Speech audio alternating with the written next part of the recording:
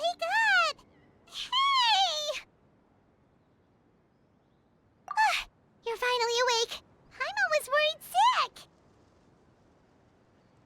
No idea. Paimon just woke up and then we were here. Oh, Paimon's head is all dizzy. The scenery here looks different, too. Oh, what should we do, Traveler? Please don't tell Paimon someone abducted us and brought us to some strange place that we could never leave. You're right. Better to think of this as the beginning of a new adventure. Thank goodness you're still here. If Paimon woke up alone, she probably would be trembling in a tree hollow.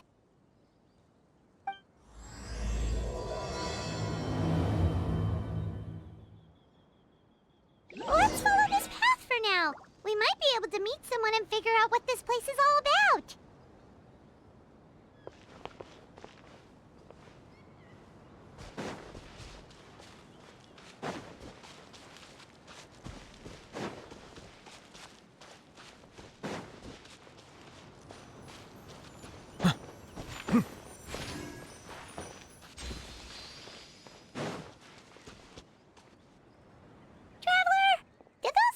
The road looked weird to you.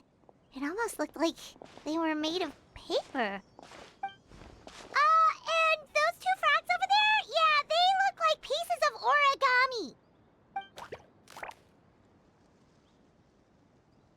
origami. Oh, by the shade of a lotus leaf stream, don't tell me you forgot how to jump! I didn't forget, Firecracker. I'm just not sure if what I remember is correct. Next thing you know, you'll have forgotten how to sing, much less notate a score. You still remember why we call you Stream, don't you? Yeah, because I've got a great singing voice. Although these days, name seems more ironic than anything. Not just a great voice, one that evokes the gentleness of early morning dewdrops flowing into a spring. So cheer up and make the jump over. If you're still unsure, just use that roll of magic thread. I won't laugh, I promise. Now, don't tell me you've forgotten how to use that as well. I haven't forgotten everything, Firecracker. Your name, for instance. It's kind of hard to forget that you're named after your fiery temper. Now do me a favor and pipe down for a second. I'll be right over.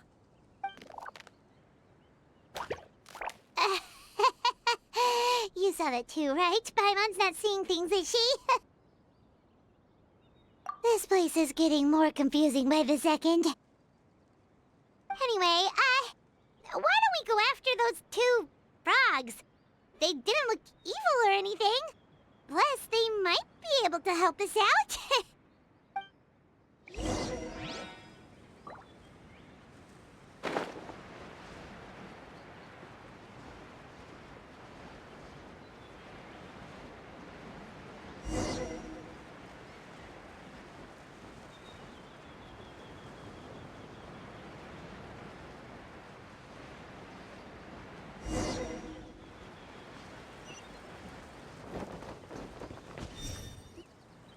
Guess we're not catching up to those frogs. They were so fast. Paimon couldn't even tell where they hopped off to in the end. Excuse me, honored travelers. Did you come from the Cliff of Prophecy, perchance? The chubby paper hamster just talked. Chubby? Who are you calling chubby? I've just got a slightly thicker layer of paper on me, that's all. Allow me to introduce myself. My name is Armand, and I'm an elder of the Forest of Blessings. I've been waiting here for the hero of prophecy to arrive. Traveler, could you pinch Paimon just to make sure she's not still dreaming? Pinching, you say? Well, I can help with that. Although you'll have to get a little closer. My arms are rather short. That's all right. We just need a minute to collect ourselves. Okay, let's think things through. We know for sure this isn't the world we're familiar with. The talking paper animals and all the paper trees and plants make that pretty clear. The hero from another world, supported by their companions, shall restore peace to the world. That is what the prophecy says. Dearie me, I completely forgot to introduce you to this world, didn't I? And here I am, getting all excited by the arrival of the hero. You'll have to excuse me. This old brain isn't what it once was, all shell and no nut. Oh well, perhaps my once glossy paper has faded past the point of no return. It's okay, really. You can just tell us all about this world now. Let me think. Where should I even begin? I've pretty much forgotten everything that happened in the past. Right. I believe the story circulating along the pulp of this forest goes as follows. A long time ago, 3 goddesses created this world and named it Simulanka. The goddess of creation, who presides over matter and magic, created the mountains and rivers and gave us life. Her powers also paved the way for Simulanka to exist in numerous worlds. After the goddess of creation came the goddess of prophecy, with dominion over the stars and the course of fate itself. She induced the sky to spin and the earth to move. Even to this day, her statue still stands tall at the highest point of Constellation Metropole. The final goddess was the goddess of fate, she who reigns over all treasured tales and dearest wishes.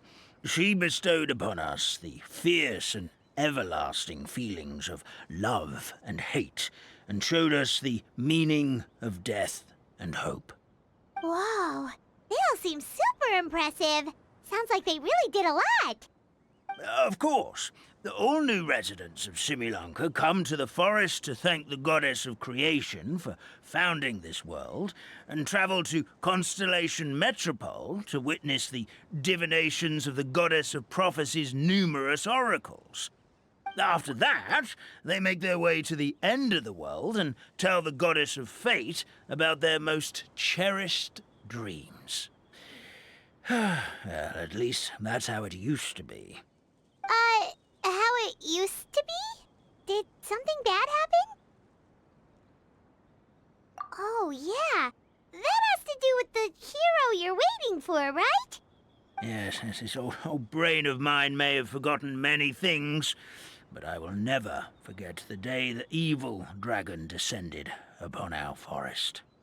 It came down from the skies in an ominous black mist and ravaged our homeland.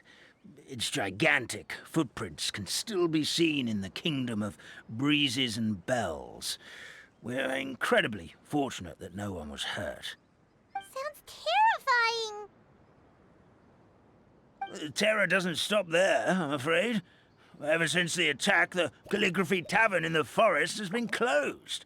No one knows why, but it's a catastrophe of the highest order for us, forest dwellers. A catastrophe of the highest order? All because a tavern closed? If we were talking about Mondstadt here, Paimon might understand, but is it really all that serious?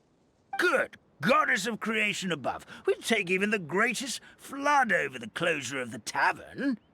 Wet paper will dry out with time. Fallen trees can be restored. But the Calligraphy Tavern is the only source of the magic tonic that sustains all creatures in the forest. Magic what? Magic tonic. It was gifted to the forest by the goddess of creation herself. A special potion that helps us maintain our vitality. Well, our bodies will gradually crumple and become brittle until they eventually disintegrate entirely. Our colors will fade and we'll start to lose our memory until we can't even remember our own names. But wait, Grandpa Almond, does that mean you've already... Oh, I'm afraid so. The color has all but completely faded from my paper.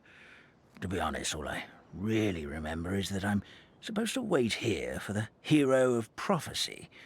But I've already forgotten who gave me that order to begin with. Then we've got to act fast! How can we help? Oh, brave Pixie. May the goddess of fate reward you and your friend for your kindness. Could it be you're the heroes I've been waiting for all along? Not sure how we know that. Plus, we can't even remember how we got here, so it's not looking too promising. Well, this is turning out to be quite the conundrum for old Almond Brain here. The prophecy never mentioned anything like that. For now, why don't you come with me to the Hut of Blessings? Our forest fairy lives there. Maybe she'll know what to do. Whoa, a forest fairy? Like one that knows magic? Oh, you betcha. She's prophesized to join the hero on their journey. Well, then she sounds like exactly the kind of person we need. Please lead the way, Grandpa Almond.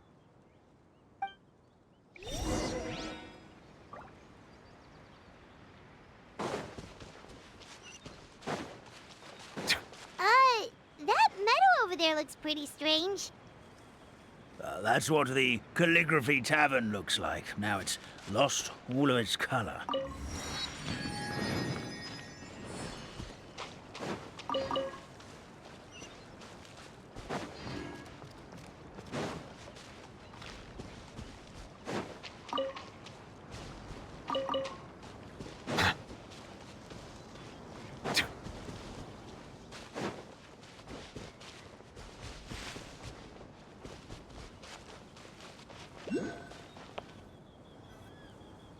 This is the place. If you could just wait a moment, the fairy should be... Traveler! Paimon! Paimon knows that voice! It's really you! I'm so happy to see you! Sorry. So Nilu is the forest fairy? Well, you certainly look the part. Thank you. To be honest, I'm still getting used to it. It's the weirdest thing. I remember I was reading a book at the Grand Bazaar, and then I guess I must have fallen asleep at some point because, well, then I woke up just like this.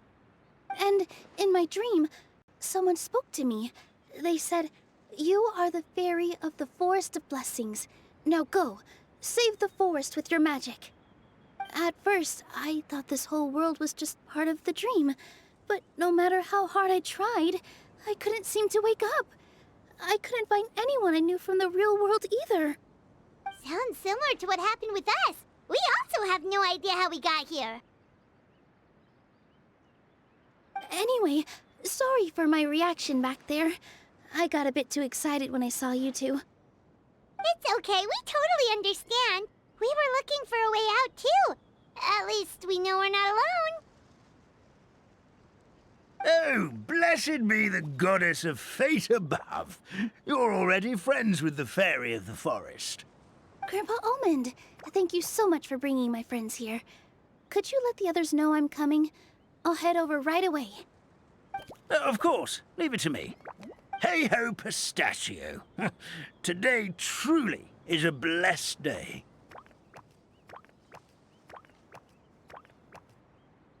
Wow, Nilu. Looks like you made short work of getting to know the locals. Well, when I arrived here yesterday, Grandpa Almond told me all about the state of this world. Since they think of me as their forest fairy, I just felt like I had to try to help them. Oh, so you mean like using some kind of forest magic to repair the tavern? Unfortunately, I don't know how to use the magic of this world. I've tried using my vision, but it doesn't seem to work here. If the books stored in this hut are anything to go by, this seems to be the place where the goddess of creation first made the townspeople of this forest. She folded the pages of books into small origami animals, gave them life with her magic, and with time, that's how the Forest of Blessings took shape. Maybe one of the books here could teach us how to use magic. I read them all, but only found one reference to magic. The incantation, abracadabra, means to create what I say. This is a world made up of words, where fantastical powers can be wielded by all. Okay, so basically everyone in this world can use magic? That's nice, but still kind of vague. Yeah, from the other books I read, it seems like this goddess really likes to play fast and loose with the details. So, what should we do now? Didn't you say you were going somewhere, Nilu? Oh, yes. I was going to help some of the other residents of the forest. They've been busy making preparations to reopen the tavern, so I thought I could help out. Got it! Guess we should just focus on what we can do for now. This whole thing is making me pretty nervous, actually. It's like I've been pushed on stage without being taught the choreography. Since I'm already wearing the costume, though, I might as well try to play the part. It's what a professional dancer would do. And who knows? Maybe I'll find my own magic along the way. All I can do is try, right? At least you're optimistic.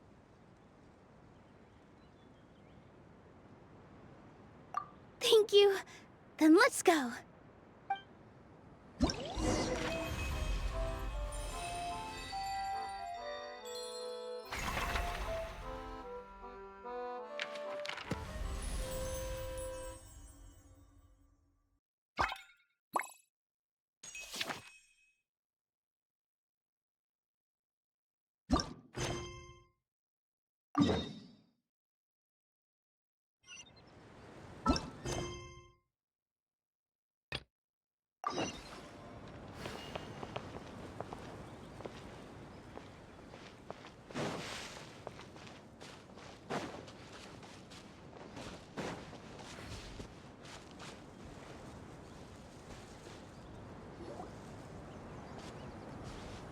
Look, the forest fairy is here, and she brought her companions.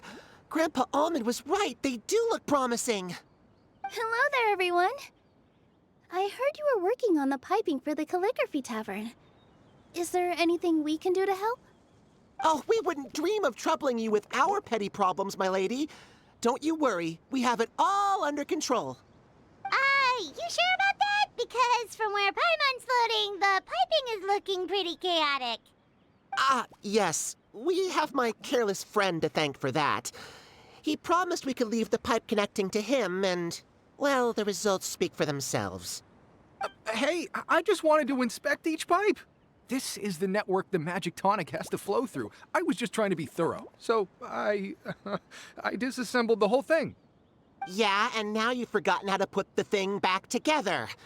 Have you been eating too many nuts again? 'Cause you are what you eat. Please don't fight. I know everyone wants the tavern to reopen as soon as possible so that the forest can return to normal. So, why don't you let us help out? Yeah, we're here anyway, so we might as well be helpful. We just need to reassemble these pipes, right? Well, if you're offering... Basically, the pipes need to be connected properly to allow the magic tonic to flow through. If you put the wrong pipe in the wrong place, the tonic will get stuck halfway. Attention to detail is key. Says the guy who messed up the whole thing in the first place.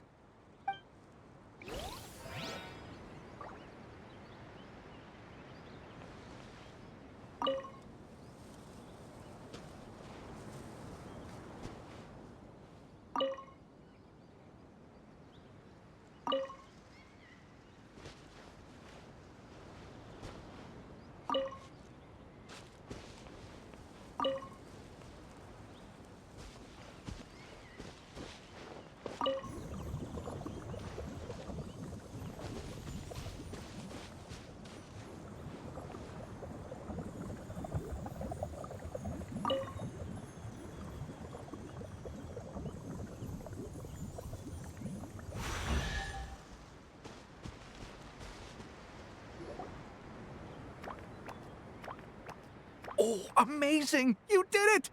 Now the tonic will flow into everyone's cups without getting stuck, right? Oh, gotta say though, Paimon is starting to get pretty curious about this magic tonic.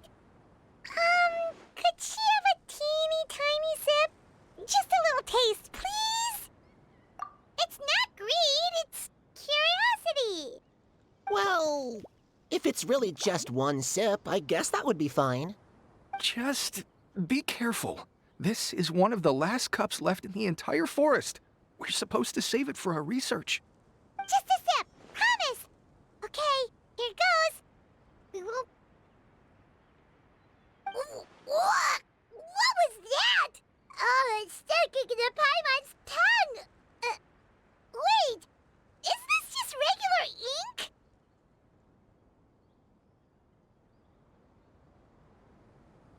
Wait, does that mean what the legend says is true?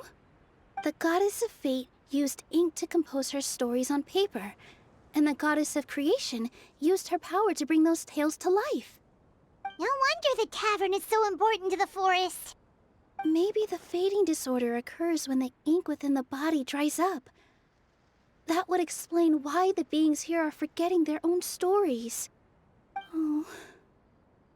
I'm not really sure I can really wrap my head around this conversation, but there's no need to get all worked up on our behalf, my lady. With the pipe installed, I'm sure the tavern will be up and running in no time. What do you mean, can't wrap your head around it? The fairy is recounting the story of how the goddesses gave us life. In fact, I've seen the goddess of creation with my own eyes. Really? Don't be ridiculous. There's no way you're old enough to have met her. We're the same age, and I think I would know considering we went to tell our wishes to the goddess of fate together. So stop talking a load of papier-mâché. Oh, fine. It was my grandfather, all right? He was the one that saw her. He said that one day after he finished work, he saw the goddess of creation grant us life with his own eyes. In her hands, she held the very paper used to form our bodies. She whispered something into the pages, and then suddenly a paper frog was born, ready to leap into the world. Oh, it was spectacular. Cut the theatrics, will you? You weren't even there. Wait, so that's it? Paimon thought creation magic would have a little bit more pizzazz. Oh, so in your world, the creation of life is a much showier affair? Huh, I'm learning something new every day. Well, that's not exactly what Paimon was trying to say. Magic doesn't have to be spectacular. That's enough out of you. All your boasting is confusing our kind fairy. Oh, no, it's all right.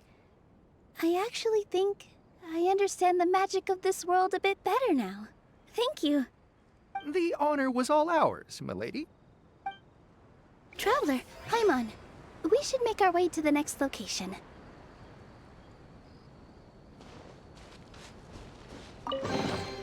Let the record show that I verbally consent to relinquishing these items into your possession.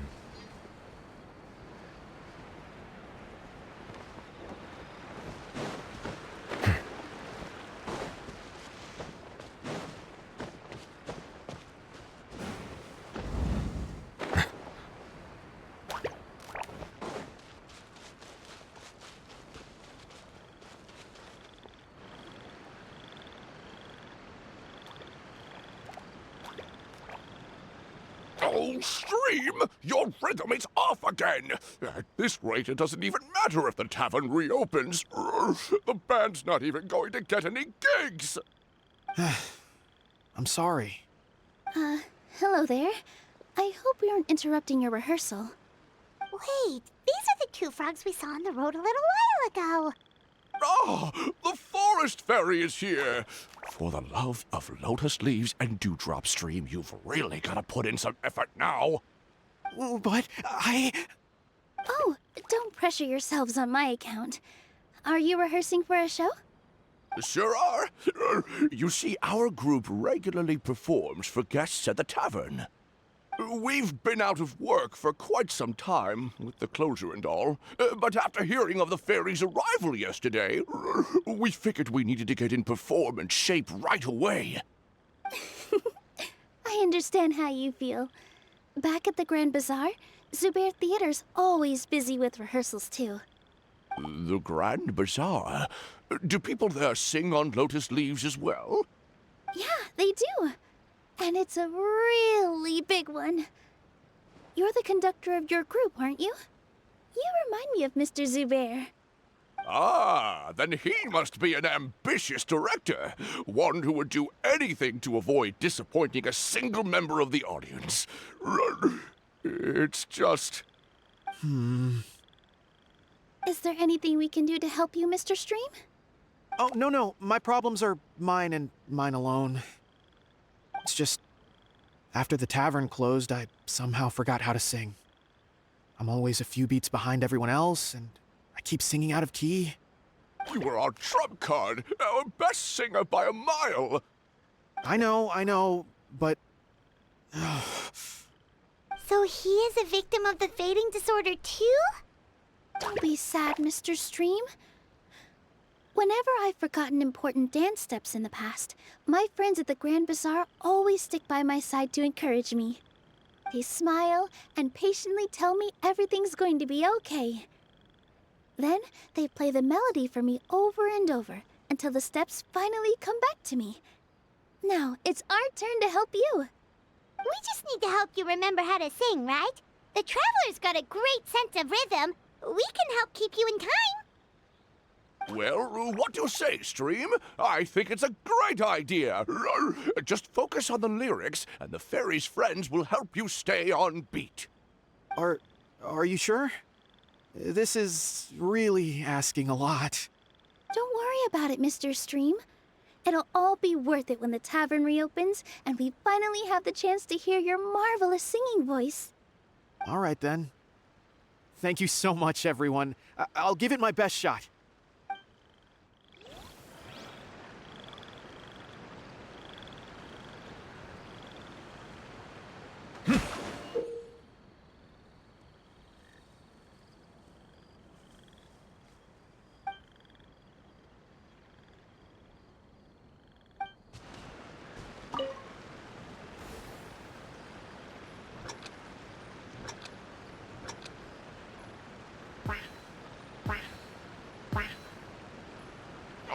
No good! Your rhythm is off again!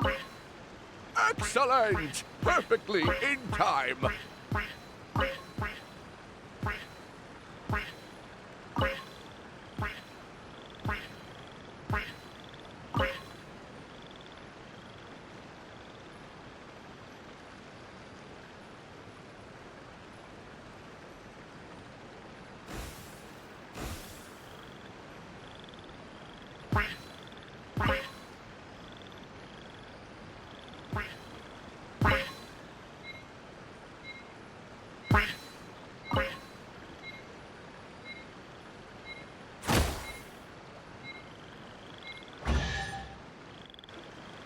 I feel like I'm getting the hang of it again. Goddesses above, this better stick when it comes to the performance. Just do it exactly like how we rehearsed. Thank you, everyone. Thanks to you, my voice is once again as clear as a flowing stream. Glad to hear that you're feeling better, Mr. Stream. It's also about time for us to go to our next destination. We'll be looking forward to your performance at the tavern. We've got one final stop. Let's go. Abandoned property belongs to whoever finds it first. So, it's legally yours now.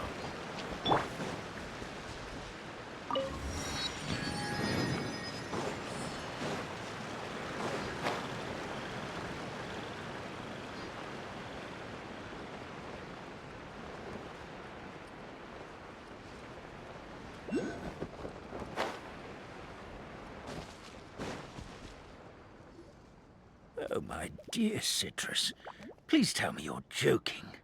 We can't have you out of commission with the tavern about to reopen. I'm sorry, Grandpa Almond. It's the truth. I was just too excited for the reopening and must have fallen asleep in an awkward position. Grandpa Almond, we're here to help. Oh, hazelnuts on high. You could not have come at a better time. Please allow me to introduce you. This is the bartender of the Calligraphy Tavern, Miss Citrus. Miss Citrus is supposed to add all kinds of delicious fruits to the magic tonic. Her additions are what turn it into the finest brew in the land. She's indispensable to the operation of the tavern. I appreciate the kind words, Grandpa Almond, but... my neck. Are you all right? Terrible timing. Getting a kink in my neck at a time like this? Could you give my tail a little twist? That should help free up the movement in my neck. I would do it myself, but I can't reach my own, and Grandpa Almond is too old and as light as a feather. The neck and tail are connected? Of course they're connected.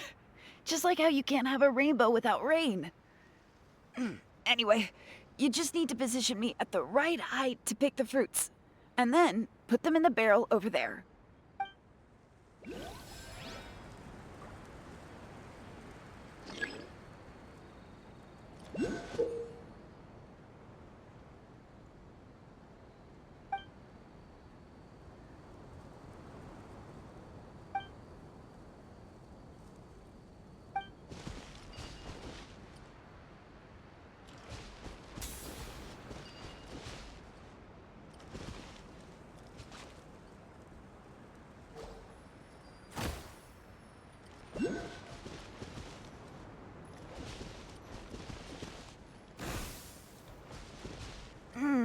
This doesn't seem quite right.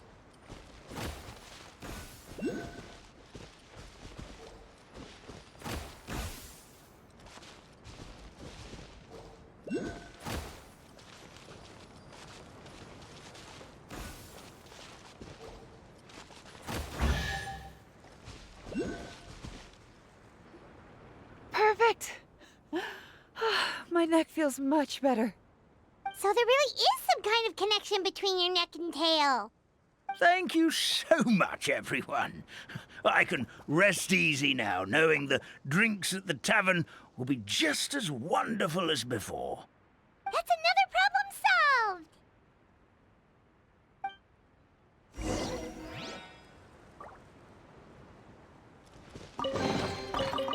solved. Cry out my illustrious name.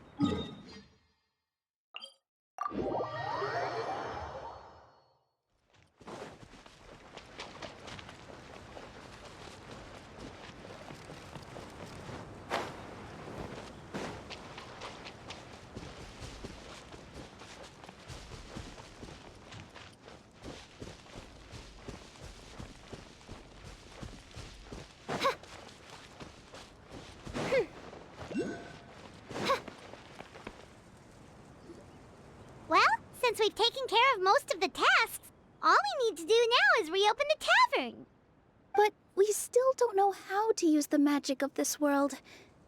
We don't even know why the tavern closed in the first place. Oh, what about the method that one hamster mentioned? You should try it, Nilu. You mean the creation magic his grandfather saw outside the Hut of Blessings? I wonder. How exactly did the goddess of creation give them life? Maybe you don't need to understand it. Just give it a try. Everyone here calls you the Forest Fairy. Maybe you have the magic powers already and you just don't know it. In other words, this forest is a stage. And all I need to do is step out into the spotlight? Sounds just like a fairy tale. Well, we are surrounded by talking origami animals and magic potions after all.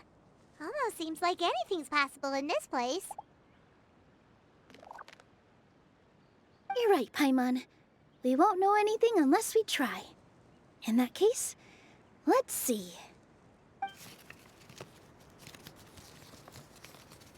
This is how you do it, right? I think I got the folds right.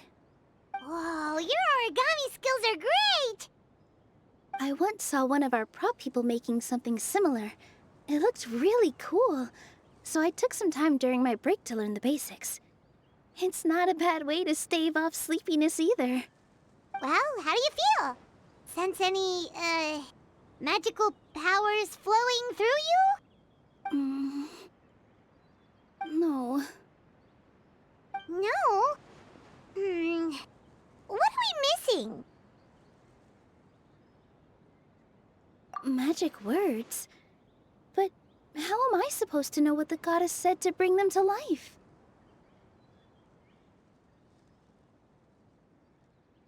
Oh, good point! You're the forest fairy, Nilu! What do you want to say to the new resident of your domain?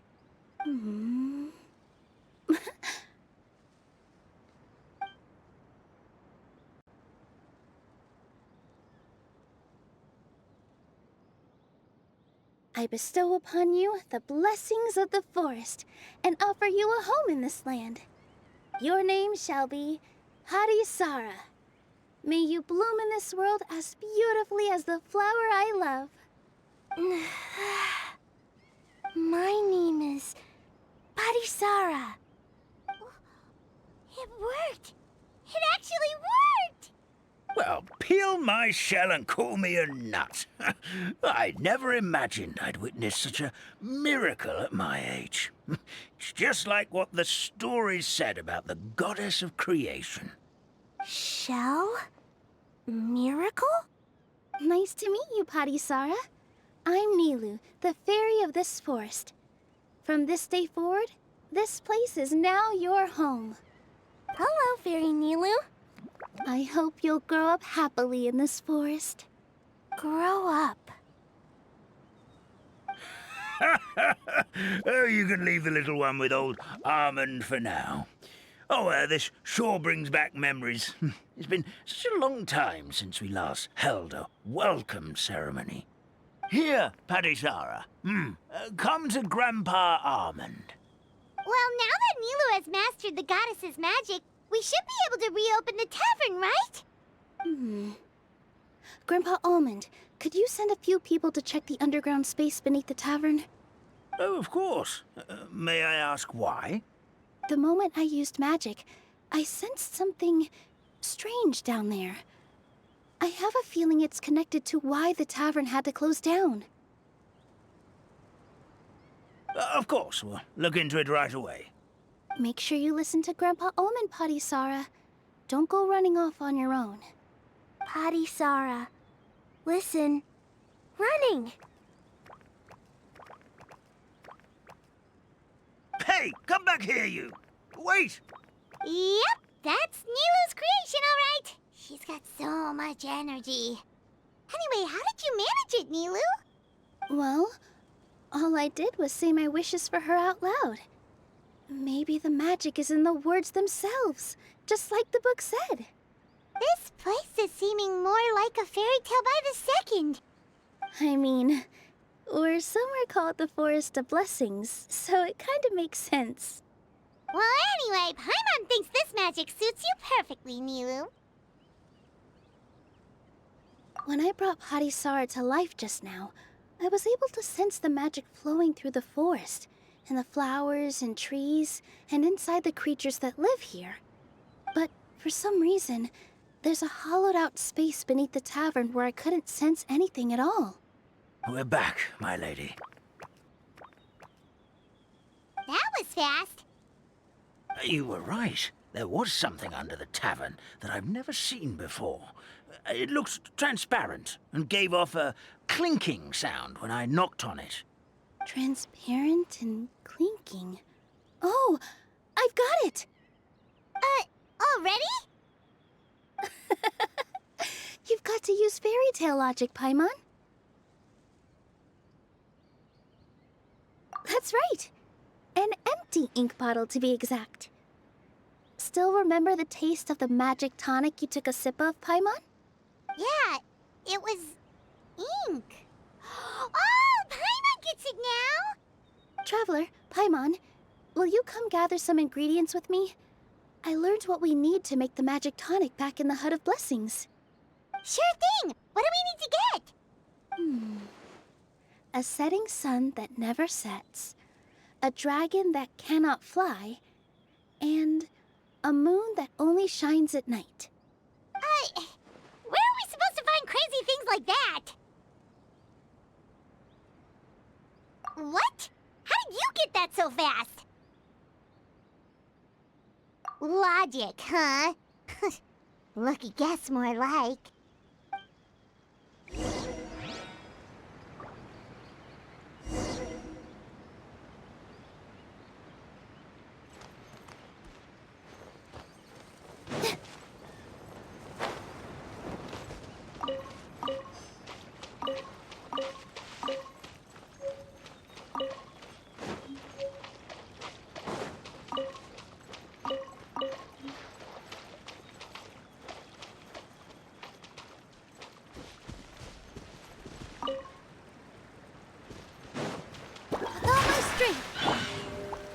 Let my name echo in song! Strike! Midnight Phantasmagoria. Be sanctified.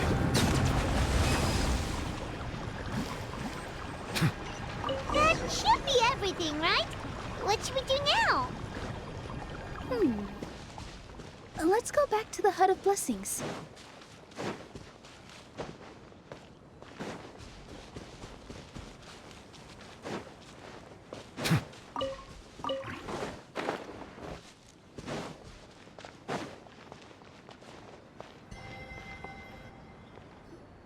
Give me just a second. I'm gonna go fetch an ink bottle from the other room. Paimon doesn't get it. All the ingredients are super tasty, but somehow the final product turns into ink. Well, anyway, Paimon's not going anywhere near this stuff this time. Not even if you bribed her. Sorry to keep you waiting. Let's see. According to the book, first you do this, then this, and then... It's done!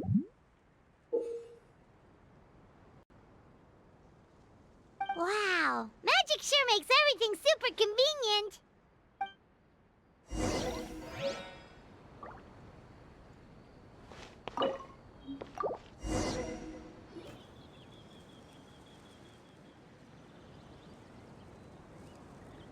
Yes, this is it.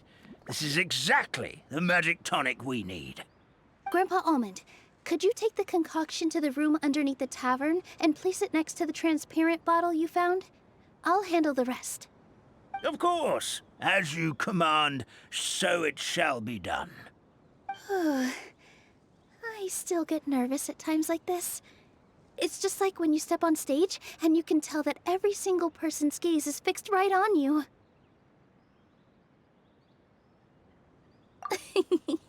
Thanks, you two. I can't tell you how great it is to have you by my side. Almost makes me feel like I've been blessed by the goddess of fate, too. Let's go. We shouldn't keep everyone waiting.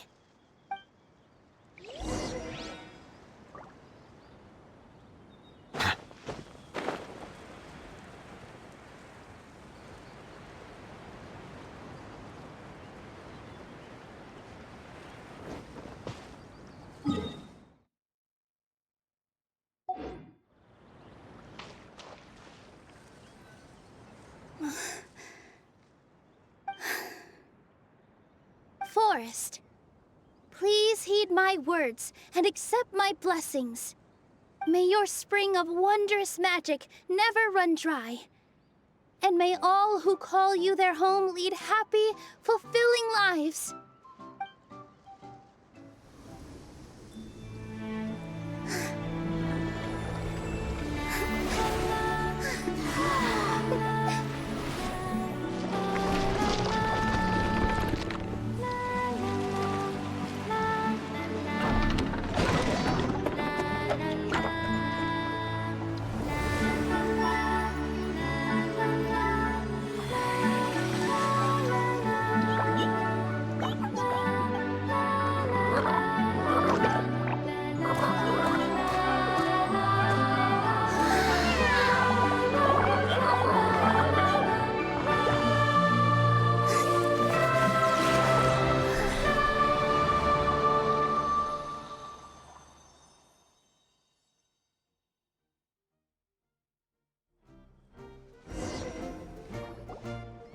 Fairy Nilu is amazing!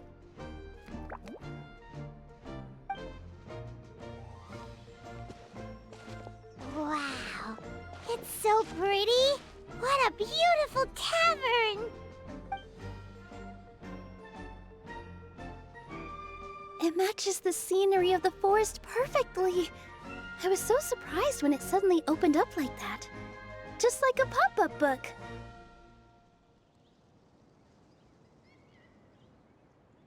I remember now. I remember everything. It was me. I was the one who went to the top of Constellation Metropole and witnessed the goddess's prophecy. The hero who shall save this world will descend upon the cliff of prophecy. The hero, supported by their companions, shall restore peace to this world. So the prophecy really did have all the answers. You just forgot the first half. That's why I was waiting near the cliff of prophecy. Wonderful, simply wonderful. There's still some hope left for old Armand after all. Is the Cliff of Prophecy that place with the huge mural? 'Cause that is where we woke up, but we don't remember anything about how we got there. Also, we didn't get a change of clothes like Nilu. Are we definitely the heroes? If not you, then who else? You've already helped the fairy revitalize our forest. To us, that makes you heroes, prophesized or not. All right. Either way, we're going to keep adventuring, even if it's just to figure out how we can get back to our world. Yep, that's exactly right. Helping people we meet on the road is kind of our thing. As expected, the words of the goddess of prophecy always come true. I'll come with you. It can't hurt to have a magical fairy tag along, right? Heroes and fairies, dragons and new adventures. This is sounding more and more like a fairy tale by the second. I would say your next stop should be Constellation Metropole. It's Simulanka's most prosperous city, just across the sea. Once you've arrived at the Astral Garden at the highest point in the city, maybe you can try seeking divine counsel from the goddess of prophecy herself. Are you leaving, Fairy Nilu? I'm afraid so. There are still other people who need my help. I won't go far, though, and I'll come back to visit the minute I have time to spare.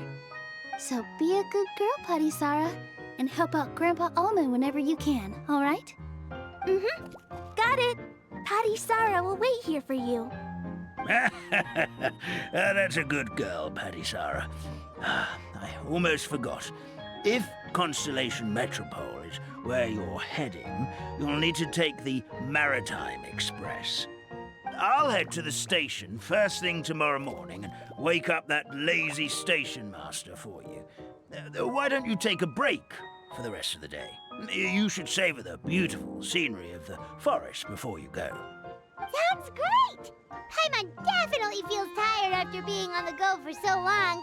There's a spot in the tavern with Paimon's name on it. Oh, sounds like someone's ready to order. Oh, well, if you're offering. Paimon will take a glass of Buell fruit tonic. But hold the tonic.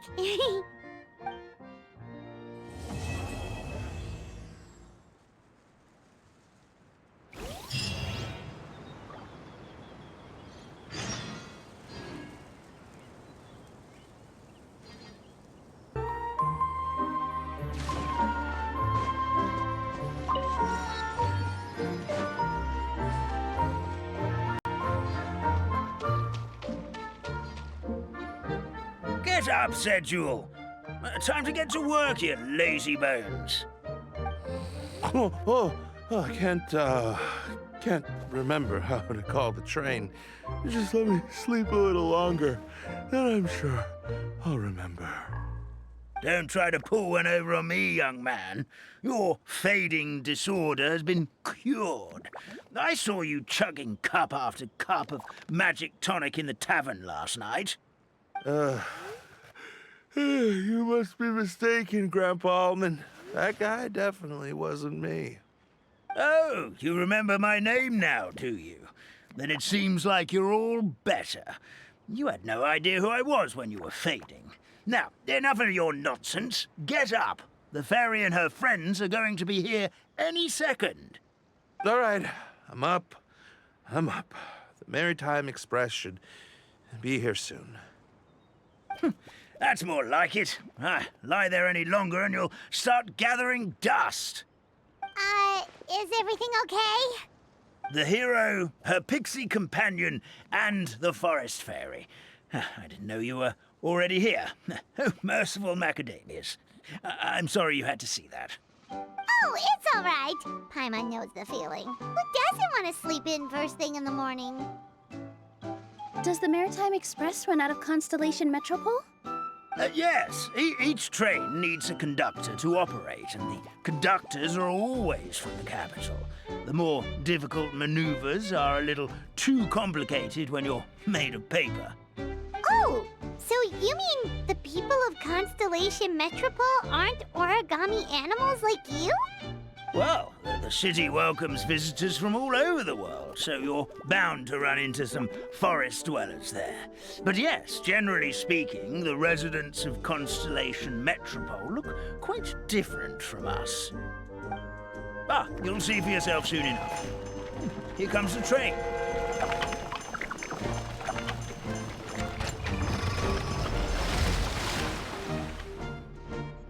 Pleasure to meet you, everyone. My name is Will, and I'll be the conductor for your journey today. I'm assuming you're the ones who called the train? Whoa, it's a little toy man! Yes, we called the train. The hero and the forest fairy need a ride to Constellation Metropole. The hero and the forest fairy, the ones from the prophecy. Oh, why didn't you say so earlier? We could have prepared a far more luxurious train. I'll just go back and get a better one. That's okay, Mr. Wheel. We're trying to get to the city as fast as possible. We just need you to get us across the sea. In your capable hands, I'm sure we'll get there in no time. Of course, my lady. It would be an honor. Well then, all aboard, sit anywhere you like.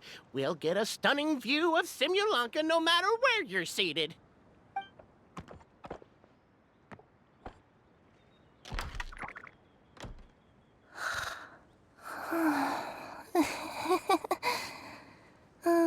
Breakfast. Did one of you just say something?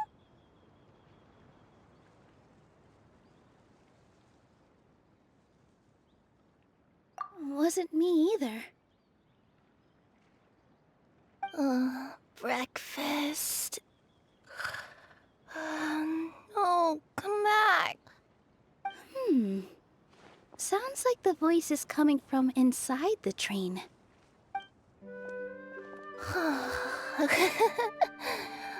Fish.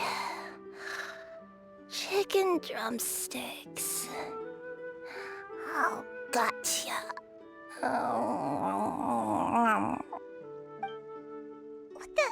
What's Kirara doing here?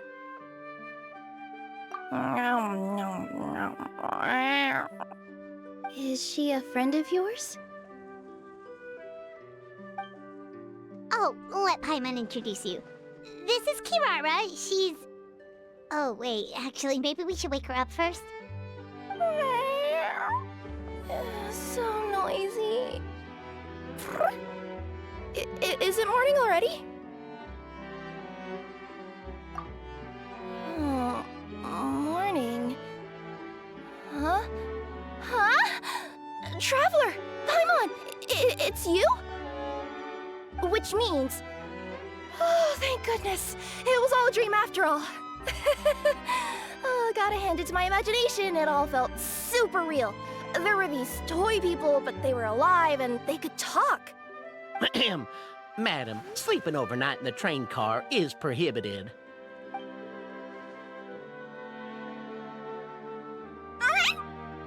It wasn't just a dream? It's all right, Kirara. Apparently we're in a world called Simulanka. We got here yesterday, too. Simulanka? So, that's what it's called. I spent all day yesterday wandering around this one city. The toy people called it Constellation Metropole. I was trying to find a way to get back home. I was seriously starting to think I had gotten on the bad side of some great yokai and gotten swallowed whole. Ah, I take it you're Inazuman then, Miss Kirara? She sure is. But, Kirara here is kinda special. Let Paimon introduce you for real this time. Kirara is a Nekomata from Inazuma. She works as a courier for Komanie Express. Ah, nice to meet you. I'm Nilu, a member of Zubair Theater. You can usually find us performing in Sumeru City's Grand Bazaar. Right now, though, I suppose I should introduce myself as the Fairy of the Forest of Blessings. Oh, you're Nilu! I've heard a lot about you from my deliveries in Sumeru. I even saw one of your performances back in the day. You're an amazing dancer. But, did you say you were a forest fairy? Oh, yeah, that's her new identity here in Simulanka. Oh, speaking of new identities, looks like you got a new outfit yourself, Kirara! Yeah, I know! It confused the heck out of me yesterday. I just woke up in a set of brand new clothes I'd never seen before. That must mean you have a big part to play here, too!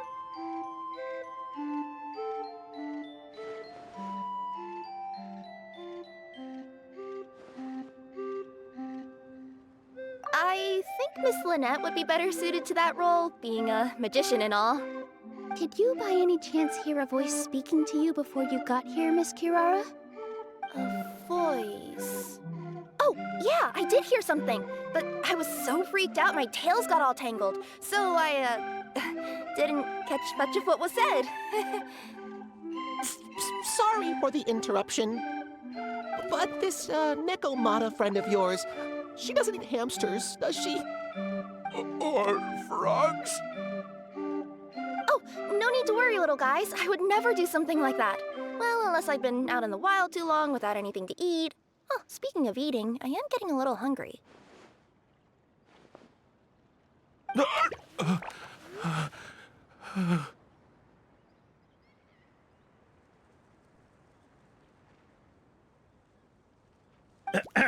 Where are your manners, everyone? This young lady is a trusted friend of our esteemed hero.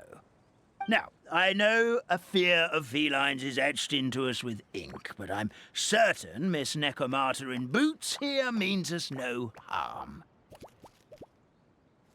It sure looks like you're keeping your distance, though, Grandpa Almond. You will have nothing to fear, I promise. I met some origami animals in Constellation Metropole yesterday, and I even made sure to retract my claws so I didn't hurt them by accident. Plus, you all look just about as tasty as the cardboard boxes I deliver. Not that I'd try to eat you even if you did look tasty. Promise. Please excuse us, Mom. It's just an unconscious reaction.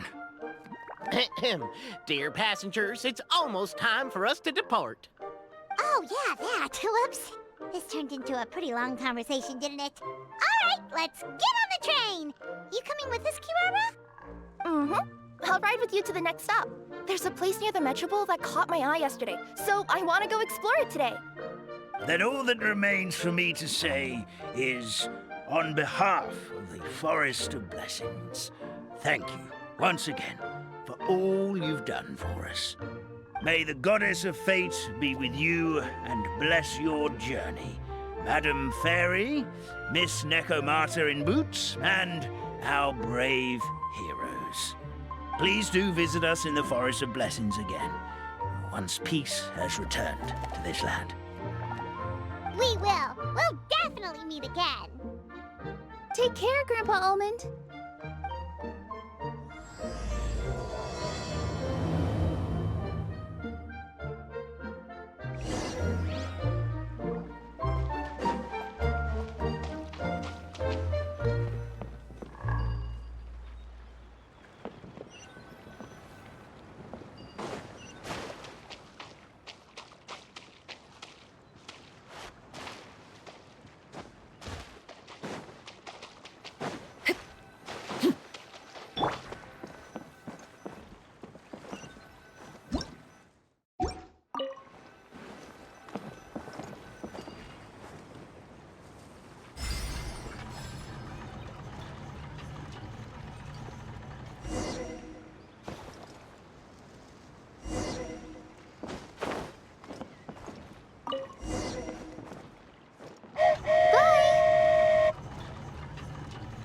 a safe trip!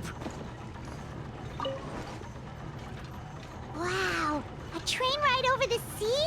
What an incredible view! Please keep your head and arms inside the train at all times. We don't want anyone falling into the sea.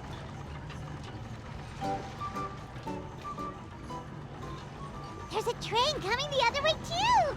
Hey! Now that the fading disorder is cured, I'm sure the forest will be a lively place again in no time. I gotta go explore that forest at some point. It looked so pretty from the train. I just hope they, won't be too scared of me. We'll be arriving at our destination shortly. Please prepare to disembark.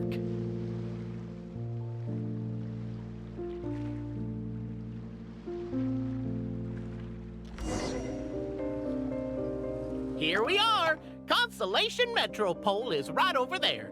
It's a short walk from here to the Gear Sky Ladder, which will take you right to Metropole Square. And thank you again for choosing Maritime Express. Great! And thanks to you for a smooth and pleasant journey, Mr. Wheel. The train cars were comfortable and spacious, and I had a great night's sleep. I'll definitely be back. As you wish, ma'am.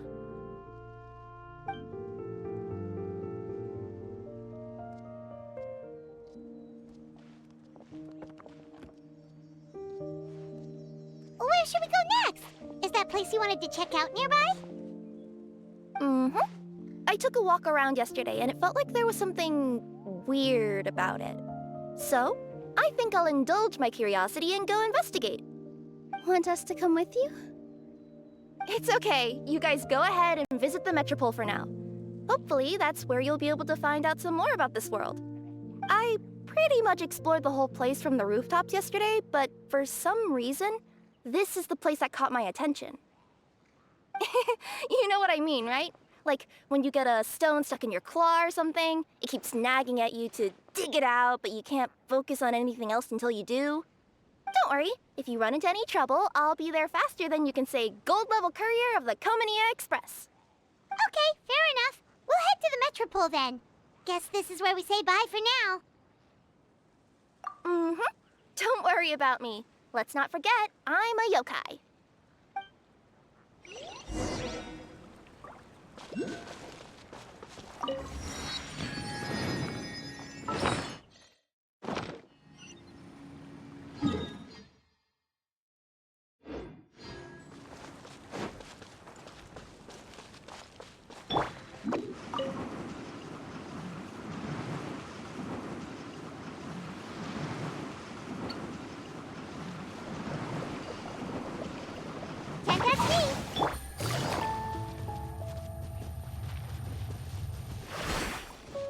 Help me!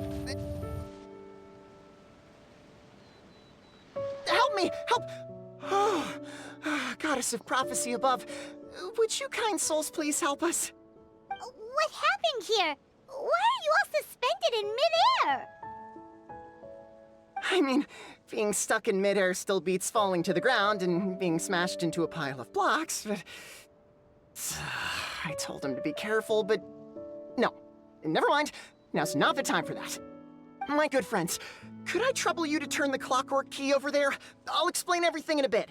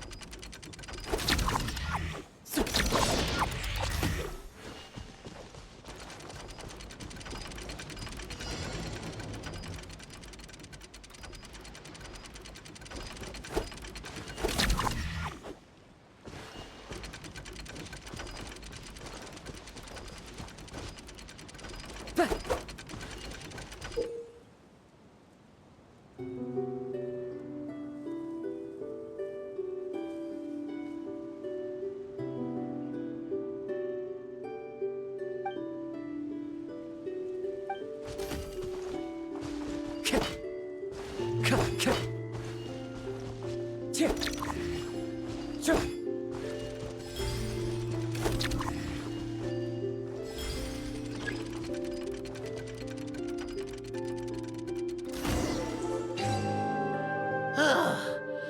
thank you. Oh, thank you. What happened there? It almost seemed like we turned back time. I take it this is your first time witnessing the power of the Goddess of Prophecy, then? If so, I can see why you might think that. Basically, this is a gift bestowed upon Constellation Metropole by the Goddess of Prophecy, who rules over the natural course of all things. It helps those who have deviated from their proper path to get back on track. Proper path? Do you mean everything that happens in the Metropole has been planned out since the very beginning? Why are you saying that as if it's a bad thing? You're not explaining it clearly. Here, allow me. Of course, all the residents of the Metropole have the freedom to live their own lives. For instance, whether I use olive oil or sesame oil in my morning skincare routine is entirely my choice. But whenever something disastrous is about to happen, like when I almost got turned into a pile of rubble just now, the goddess's magic will activate in the world around us. So, in other words, it's kind of protection magic? To keep people alive? You could say that. There are other situations in which it activates too, but that's basically correct. Well, in any case, we're glad no one's hurt. Are you heading to the Constellation Metropole? Yep. Do you know where we can find the Gear Sky Ladder? Oh, it's just that platform up ahead. The one with the key sticking out. That thing? Are you sure? Yep, that's the one. Pretty much everything in the Metropole runs on tracks and gears. The Goddess of Prophecy watches over it all. Which is to say, all the tracks are fixed. If a machine is set up to move forwards, it'll never move in reverse. This reminds Paimon a lot of Fontaine's clockwork toys.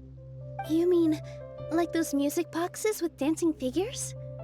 I think I've seen one or two from the merchants in Sumeru. Yeah, exactly like that. Anyway, sounds like it's not gonna suddenly fall out of the sky, so Paimon's okay now. Should we get going?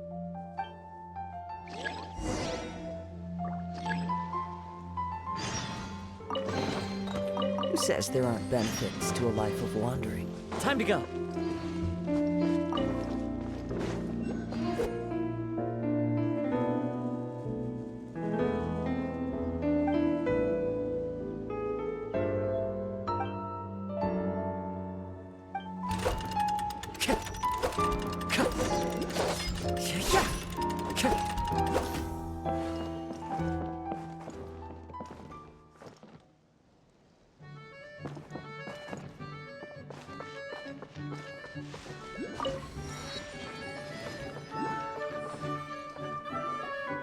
Whoa, what a bustling city!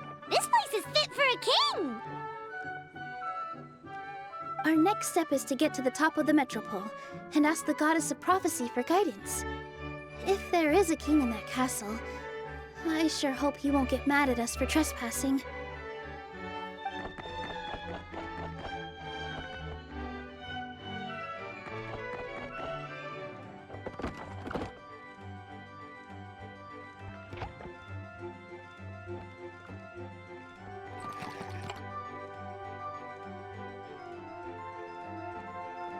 Make way for the king!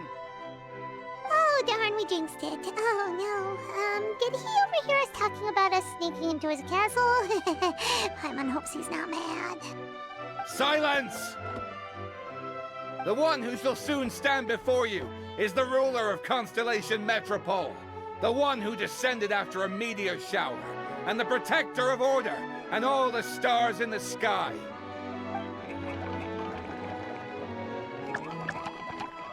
That's a long list of titles. I bid ye welcome, guests from afar. Long have I heard of your grand deeds. O fairy, who restored the lifeblood of the forest. O hero, who... huh? Navia! Hold your foul tongue! How dare you utter Her Majesty's name? Nice one, partner. Spectacular improvisation skills. I'd expect no less from you. All right. You can relax now. Allow me to make some introductions. This is the Traveler, and her trusty companion, Paimon. You are personal friends with Her Majesty the King? Please, forgive our grievous mistake. We had no idea. All right, the welcome ceremony is over. Everyone back to your stations. I will personally treat our guests to some royal hospitality. Yes, Your Majesty.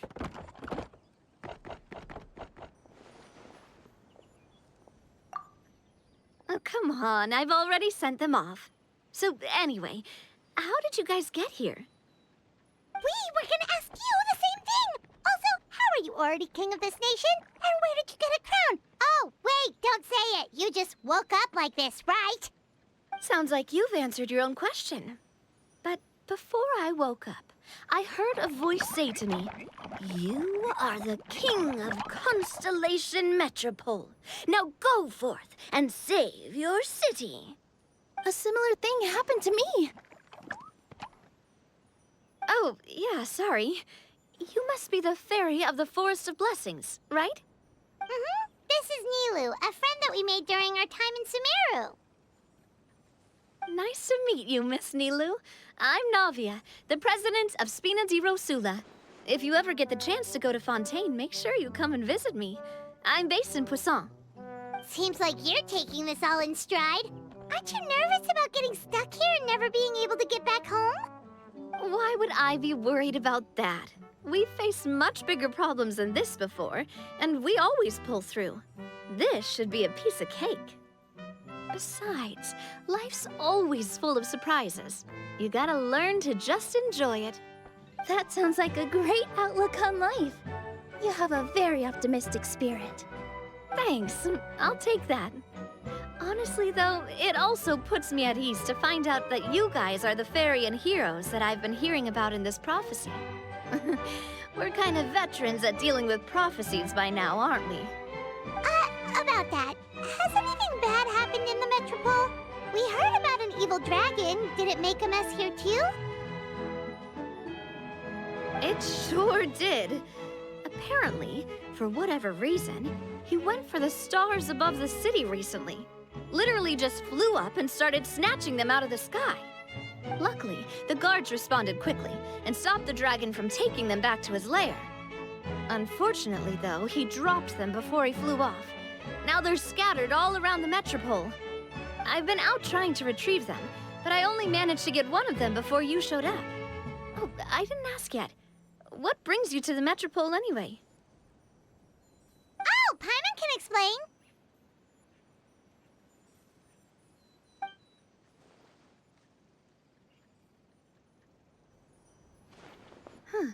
I see. So, you want to consult the Oracle of the Goddess of Prophecy. Do you know how we can do that, Miss Navia? Well, the goddess's statue is indeed at the top of the castle. I can take you up there.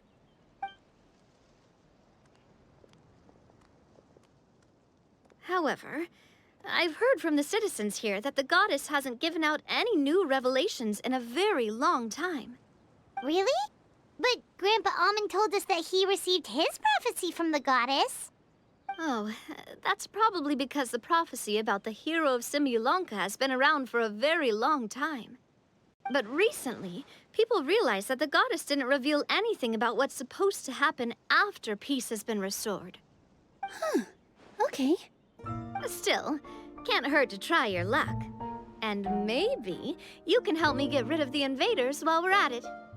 Invaders? So the dragon's not your only problem?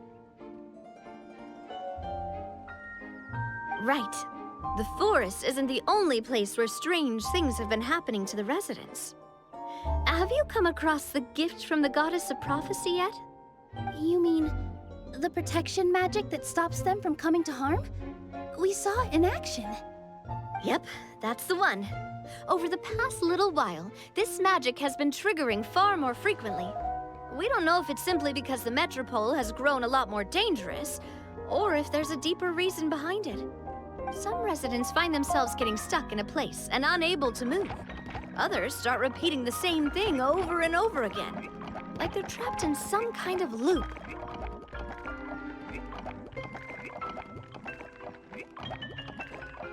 If we were to use clockwork toys as an analogy, could it be that the tracks have eroded, or the gears have slid out of place? That's exactly right, Nilu. That's basically what's happening. Anyway, some of the monsters outside the city saw this as an opportunity to launch an invasion. But we didn't see a single monster on our way here. That's because I already took care of most of them over the past couple of days. Of the remaining few, we trapped some of them inside the castle and chased the rest back out of the city. Okay, so to summarize, not only has the magic here gotten all messed up, but the dragons also knocked some of the stars out of the sky, plus there's a bunch of monsters in the city. Sounds like there's a lot more to fix here than in the Forest of Blessings. Well, defeating the dragon and the monsters should be straightforward enough. But how do we fix the magic? Supposedly, the goddess has had it all planned out for ages. One of her oldest prophecies says this: "Go and push the gear that connects up to the starry sky. When that time comes, I shall dance and return the tracks beneath my people's feet back to the stars in the sky." Huh? But weren't the tracks the gift that she gave to her people in the first place? Does that mean she plans to take the gift back? That's what the prophecy seems to be saying, yes. So, as a result, some people are against turning the gear, despite what the prophecy says, since they fear a future where they no longer enjoy the goddess's protection. But letting this drag on isn't the answer either, is it? No, and I think they know that. But they're just too afraid to take that final, terrifying step. They're still hoping there might be an alternative solution. Now, we could ignore their objections and go turn the gear ourselves. But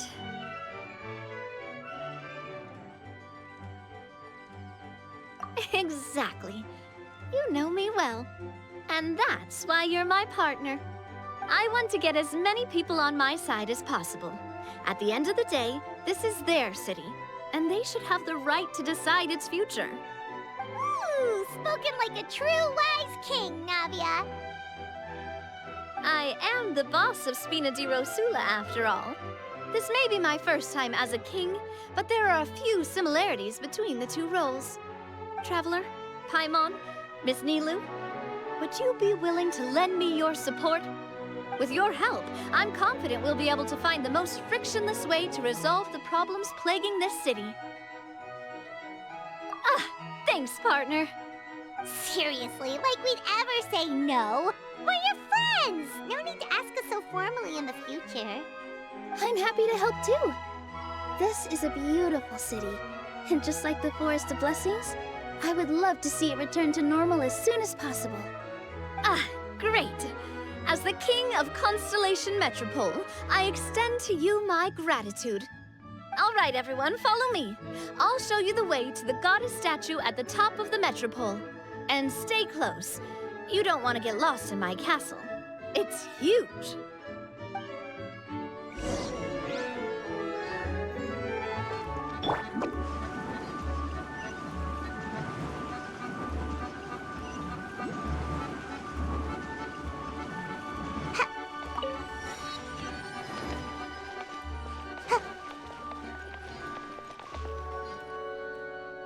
Huh?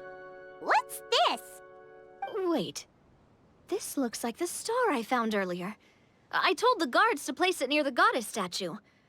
Maybe they ran into some trouble up there. Guess we'd better hurry.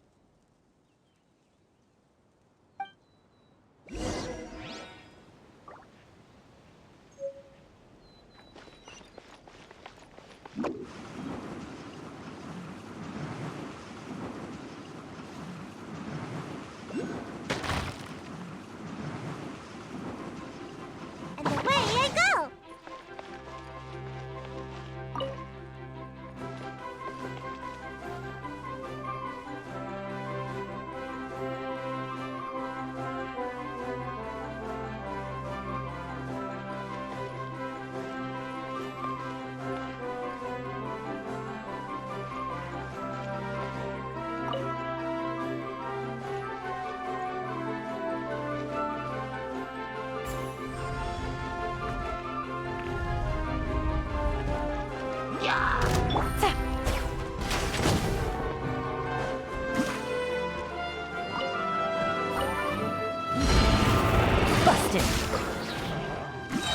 comes the catch. Clouds high, the birds call into the wind. Transfixed. Whoa! Why is the star on top of a mechanism? Uh-oh! More monsters incoming!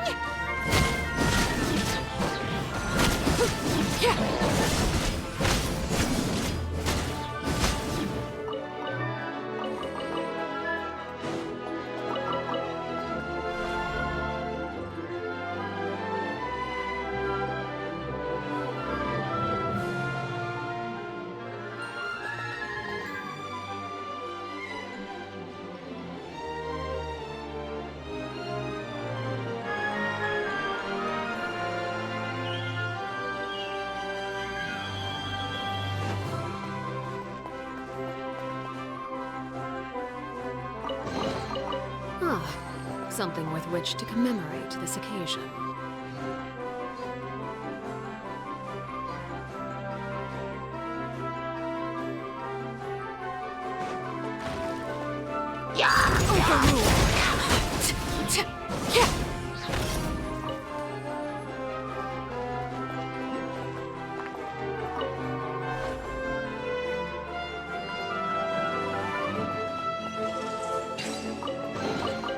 What greater pleasure is there than the unexpected?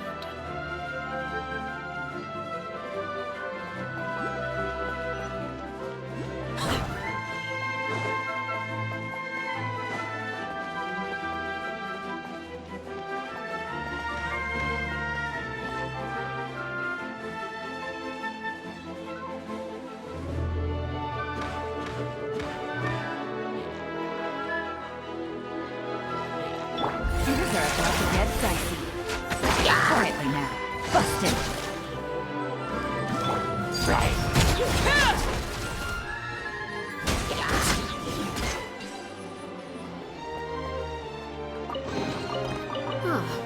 Something with which to commemorate this occasion.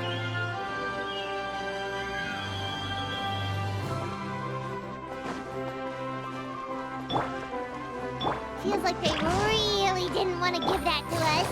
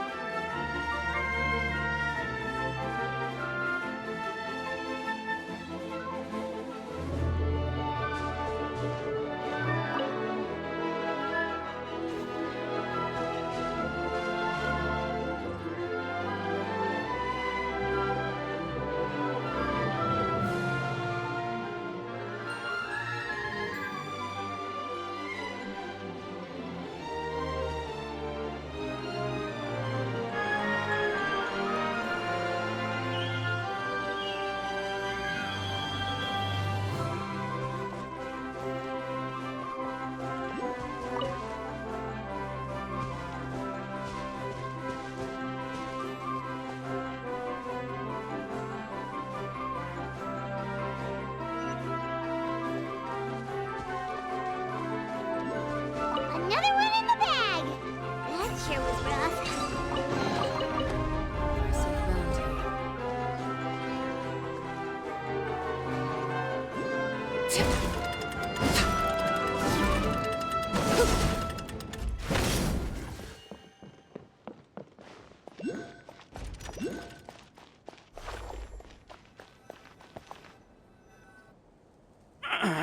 Drat! I can't move! What happened? Your Majesty! This conservative radical, he attacked us! He threw the star from the Astral Garden and even stole the magic thread linking the Oracle Pillars! But just as we were about to arrest him, The goddess's magic activated, and now we can't move. No! Nobody touch the celestial gear! What's an oracle pillar? You need to use it to pray to the goddess. I'll explain later. First, let's help these guys.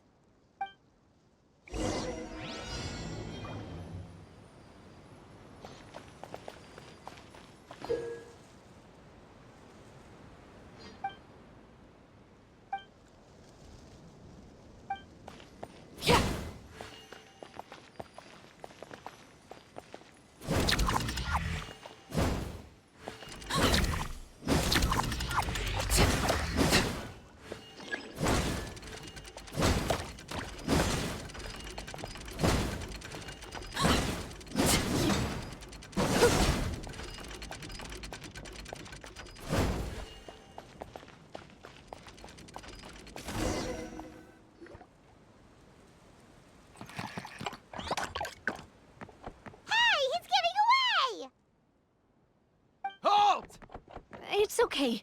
Let him go. But, Your Majesty! Even if we catch up to him now, we won't be able to change his mind, much less quell the fear that many others like him are feeling. All it would do is turn him further against us. Understood, Your Majesty. Also, this is the magic thread he was holding from the Oracle Pillars. Your Majesty, what should we... Ah, please give that to the traveler over there. I believe they have some questions for the goddess. Yes, Your Majesty.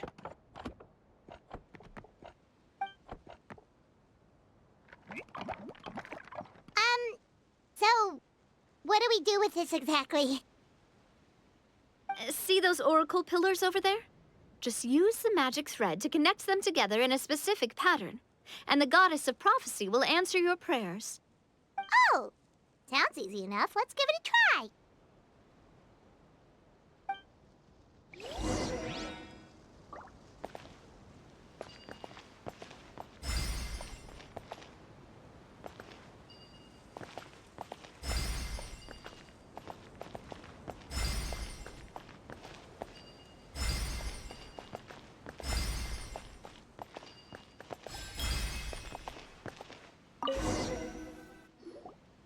It worked!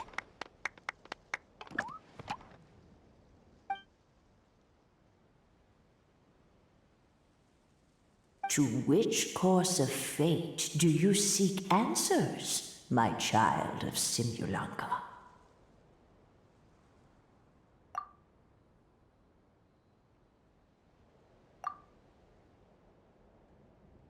The hero from another world, supported by their companions, shall restore peace to this world.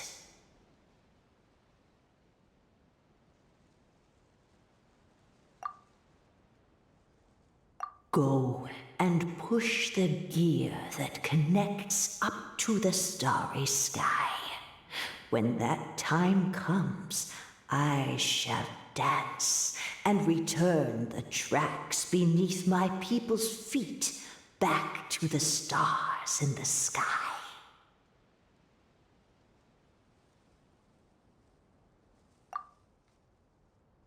The hero from another world, so go and push. So, Miss Navia was right.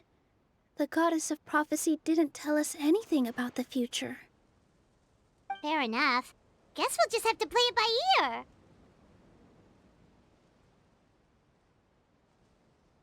Then first, we have to restore the sky back to its original state by putting the stars back in their positions. But it looks like we haven't recovered all the lost stars yet. Well, at least we know what we're looking for now. We just need to keep going. That said, the metropole is huge. Where do we even start? Oh, that's the easy part. I already compiled a list of the Lost Stars locations based on eyewitness reports from across the city. Here you go. They should all be marked. Would you mind going around and fetching them for me? I have a few other things to take care of. You got it. We'll be back in no time. Oh, awesome. In that case, meet me back here once you've found them all.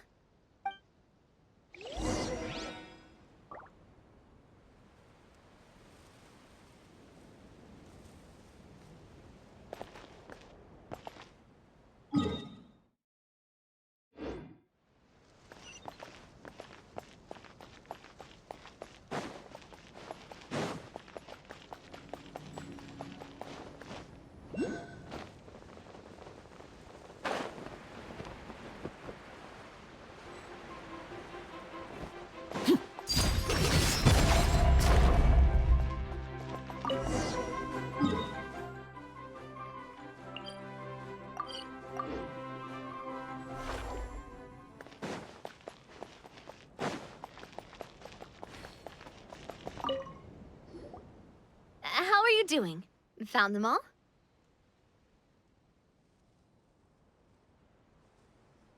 Wow.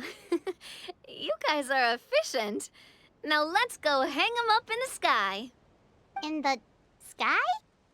How do we get up there? Oh, I got us covered. We will, of course, be taking the Aerial Express. Is that a flying train?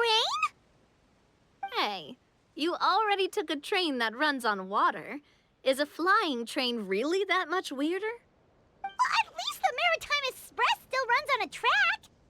Oh, come on, don't worry about it. This train has been blessed by the goddess of prophecy. Its whole purpose is to protect the Metropole skies. It took me a lot of effort to find it, you know.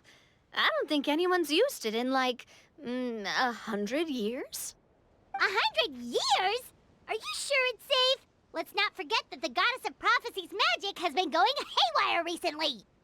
Well, it's not like we have any other options. Unless you want to do the honors, Paimon. Fancy flying up there on your own? No, thank you. It's way too high up. Oh, wait, Nilu. You've got a feel for how magic works here. Can you do your thing and sense if this train is the real deal? I can try. Yes, I can sense traces of magic, but it's different from the kind I felt in the forest, so I don't know. Okay, fine. Guess there's only one way to find out. That's the spirit. I'll come with you. Miss Nilu, will you be joining us? I think I'll stay behind. That way, if something does go wrong, you'll have someone on the ground to get you some help. That makes sense. If the train does break down, you can make us a giant origami crane to come bail us out. Or if a crane's too difficult, a finch could work.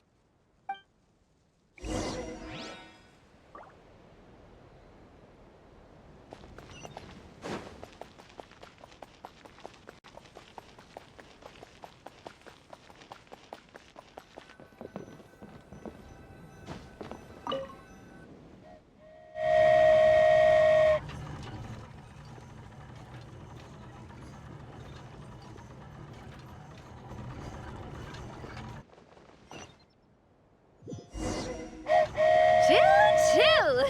Aerial Express moving out. Whoa, it really is flying! What an amazing feeling. I've never been on a flying train before. Neither have we.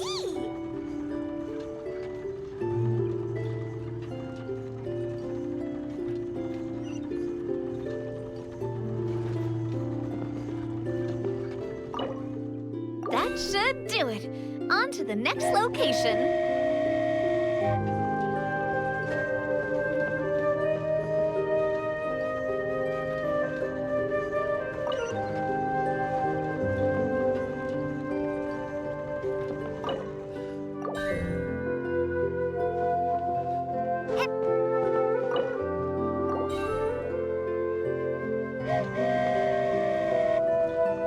We're so high up. Don't look down. Don't look down. Oh, hang in there, Paimon. The hard part's nearly over. After that, it's downhill all the way. Don't say downhill all the way! That is the last thing Paimon wants to hear!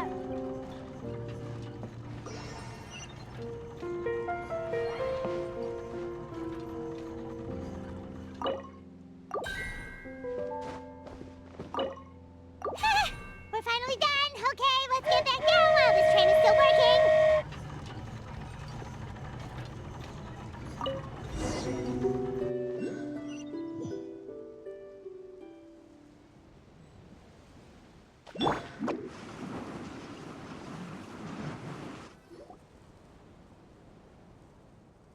job! It looked like it all went smoothly. Yeah, and it was an absolute blast, too. You gotta ride with us next time, Miss Nilu. Huh? I'm okay. Thanks for... Halt! What do you think you're doing? Get out of my way! What's going on? Your Majesty, there! Let us through! Stay back! It's okay. Let them through.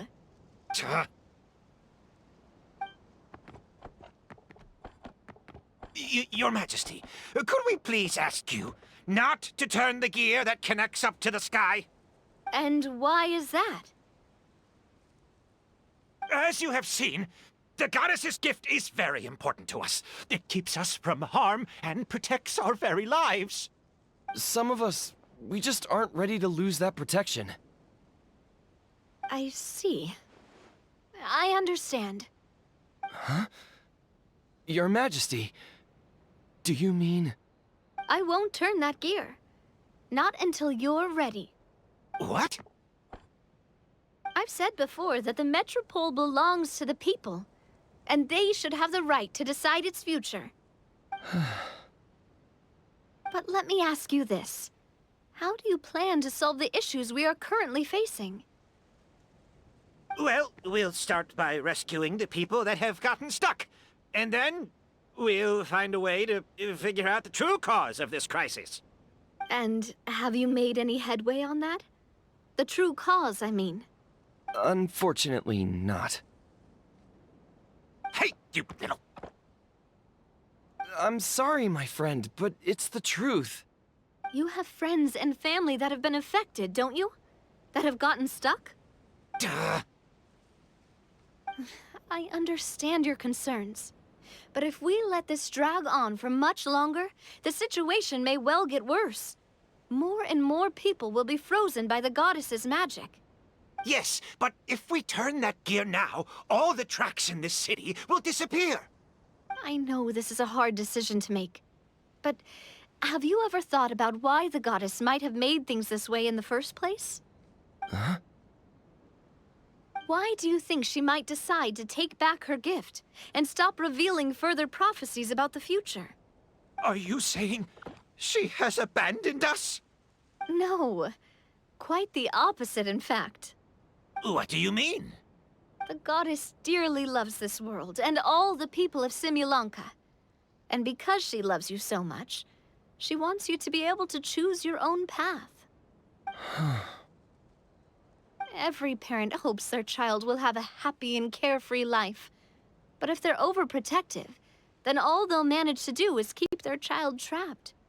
If a mother bird lets her baby ride on her wings for too long, her child will never learn how to fly. Perhaps the goddess of prophecy has always known that one day she'll have to let go. Children can only become independent if they're allowed to form their own opinions, make their own decisions, and deal with the consequences on their own. Only then will they be able to continue their journey alone, even after their parents are gone. But we've relied on the goddess's protection for so long. We don't know what it's like to go it alone.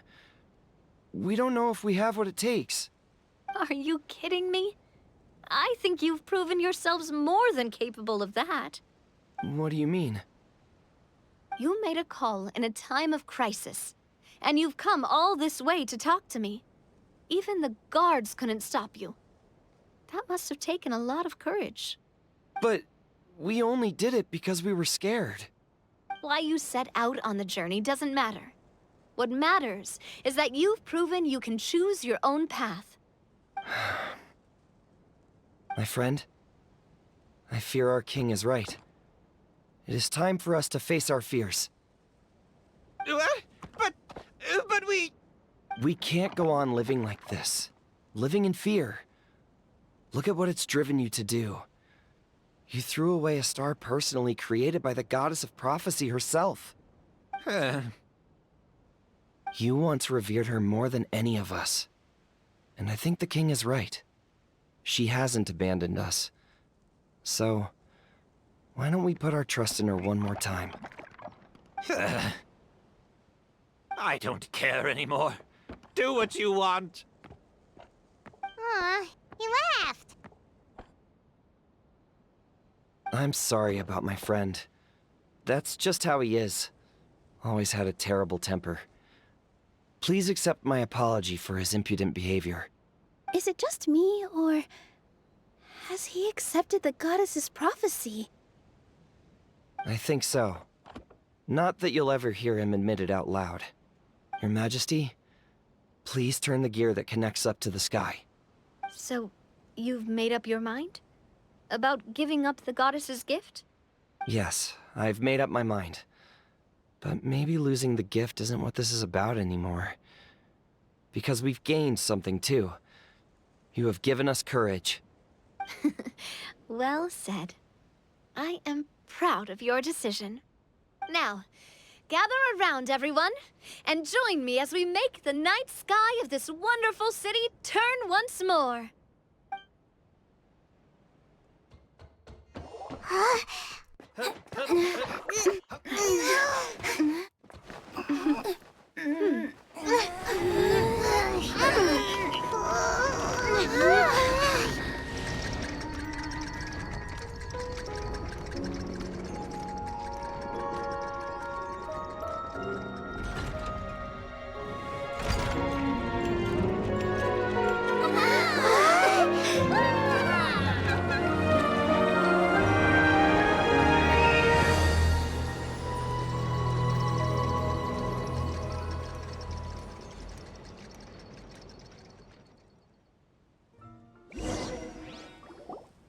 So the stars hanging in the sky, they're music notes! This entire metropole is a huge music box! That's incredible! How do you feel? A little scared and uncertain. But for some reason, I feel a lot more at ease. It's as if some kind of huge weight has been lifted from my shoulders. Figured out any next steps? To be honest, not really. But maybe I can start by having a heart-to-heart with that stubborn friend of mine. I have an idea. If you don't know what to do, why don't you start by helping the people around you? You mean the people who got stuck because of the goddess's magic? I mean anyone and everyone who needs your help. By helping others, you'll eventually find your own path. Trust me, I have experience in this. What kind of experience, Your Majesty? Yes. We'll need a formal organization with a catchy name before we go out and start helping people. Why don't we call it the Spina di Rosula? Spina di Rosula? Ooh, or even the Spina di Rosula di Simulonka. Yeah, that's catchy. Wow, big expansion for the Spina. Moving into other worlds now. Spina di Rosula. I like it. It's a great name. Let's do as Your Majesty suggests. Well then, how about I appoint you as the head of the Spina in Simulonka? While I'm off fighting the dragon with the other heroes, it'll be your responsibility to work with the guards and take good care of the people in the metropole. What?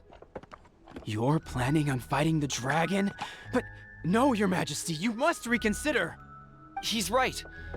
Your Majesty, you can't. How are you two on the same side all of a sudden?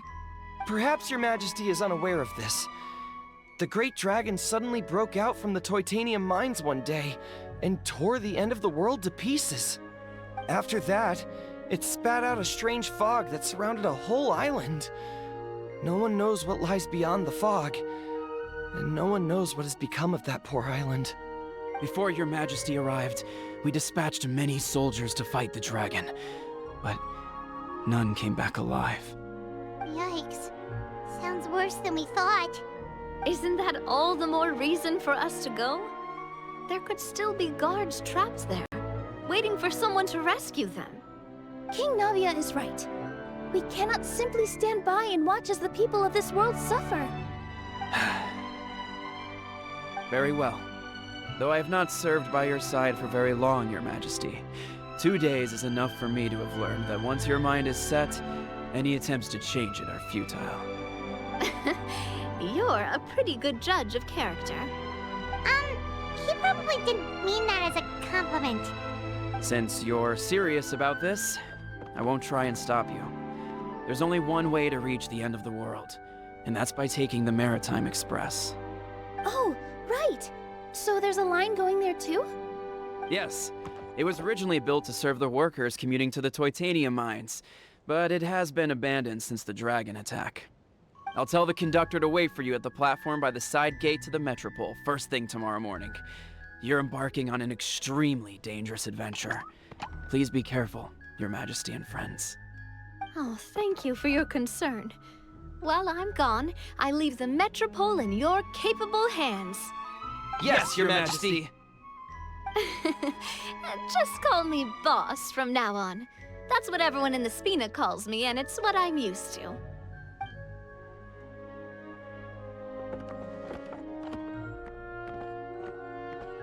So, the plan for tomorrow is journey across the ocean, make it to the end of the world, and defeat a dragon. Whew, that's an adventure and a half. Do all storybook heroes have to work this hard? At least we'll get to see some amazing scenery along the way, right? Besides, we'll have each other. It'll be a shared experience that we'll never forget. Plus, we're pretty well equipped for a classic heroes versus dragons story. We got Miss Nilu as our magic caster, and I guess I'm the melee warrior who leads the charge? Paimon can definitely see that. Anyway, those are tomorrow's problems. Right now, all Paimon wants is to eat a proper meal, because worst case scenario, if Paimon ends up getting eaten by a dragon, she wants to do it on a full stomach. And something about the end of the world doesn't sound like a great place for food options. Well, the origami animals in the forest only drink magic tonic. What do the toy people here in Constellation Metropole eat? Vegetable oil and sawdust, I think.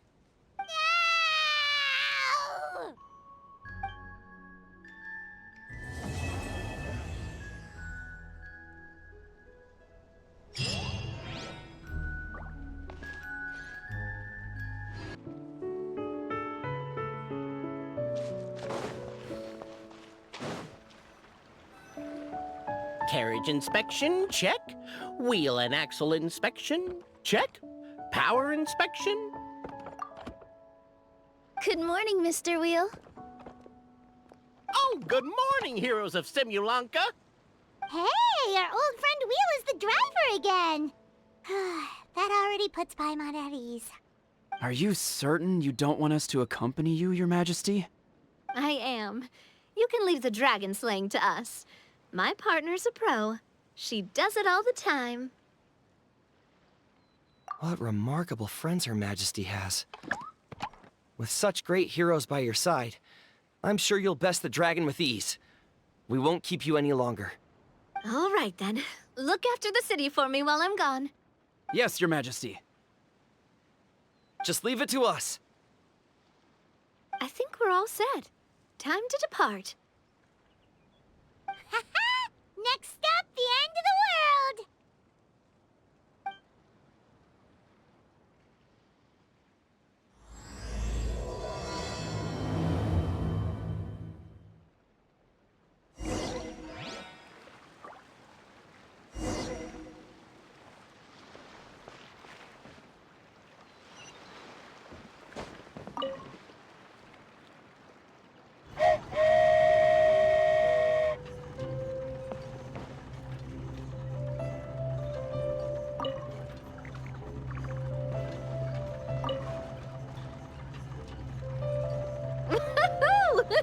So this is what it feels like to ride a toy train. Ooh, you're really easy to please, Navia.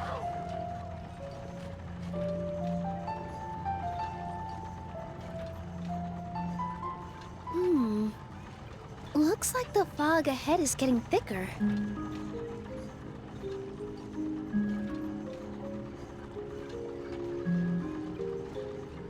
Attention, passengers.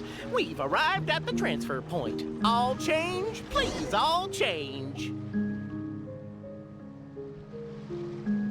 So we've got to switch trains, right?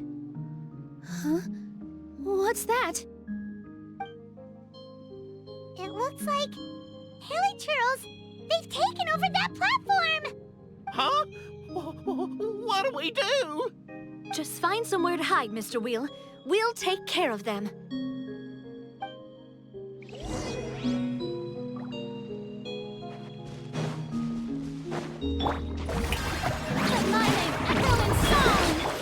The tides beckon.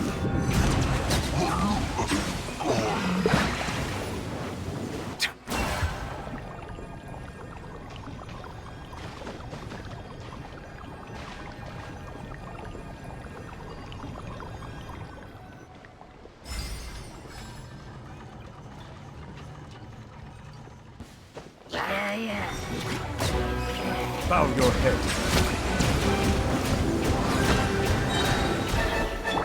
Shower me with praise! Let the world come alive! Whew. That's all of them. Thank you so much for your help, everyone. Now, let me take a look at the train.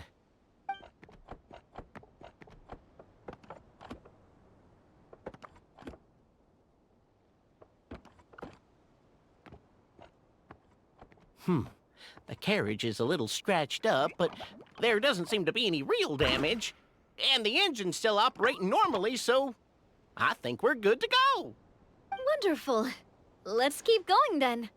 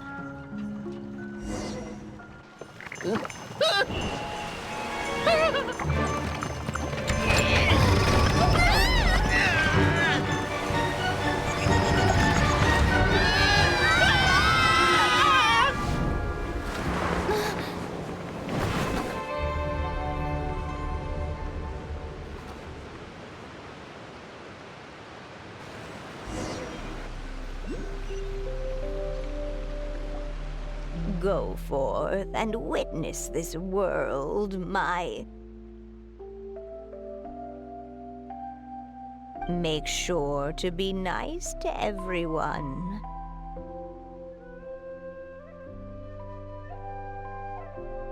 I leave it to you. Are you okay, Miss Nilu?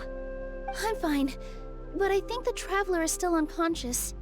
We're lucky this guy caught us on the way down. Passed out from a little fall, did ya? How fragile. Oh, cut her some slack. The Traveler's had a rough few days. We should just let her nap for a bit. But my leg's falling asleep. You couldn't have set her down on the grass over there, Hat Guy? Ha! I go out of my way to save 4 people who fall out of the sky, and now you're nitpicking my choice of soft landing? That's the most ridiculous thing I've ever heard.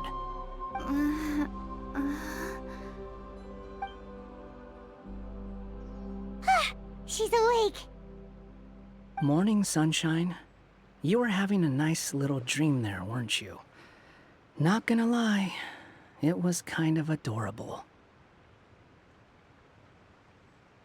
You and your friends fell from the top of that waterfall, and you passed out along the way. Guess someone couldn't keep it together. Sorry to break it to you, but crashing into the ground doesn't take you to another world. That kind of thing only happens in those stupid light novels they sell in Inazuma. Also, he kind of, set you down in Nilu's lap, so that's where you've been napping all this time. Paimon? Oh, no. It's all right. I'm just glad you're okay. You didn't hit your head, did you? Is the dizziness gone? Really? What did they say?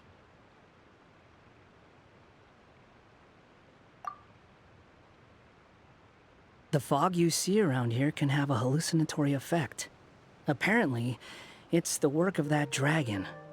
Maybe you inhaled some while you were freaking out on your way down. Traveler, Nilu, do you know this hat guy person? Oh yeah, he's a student at the academia.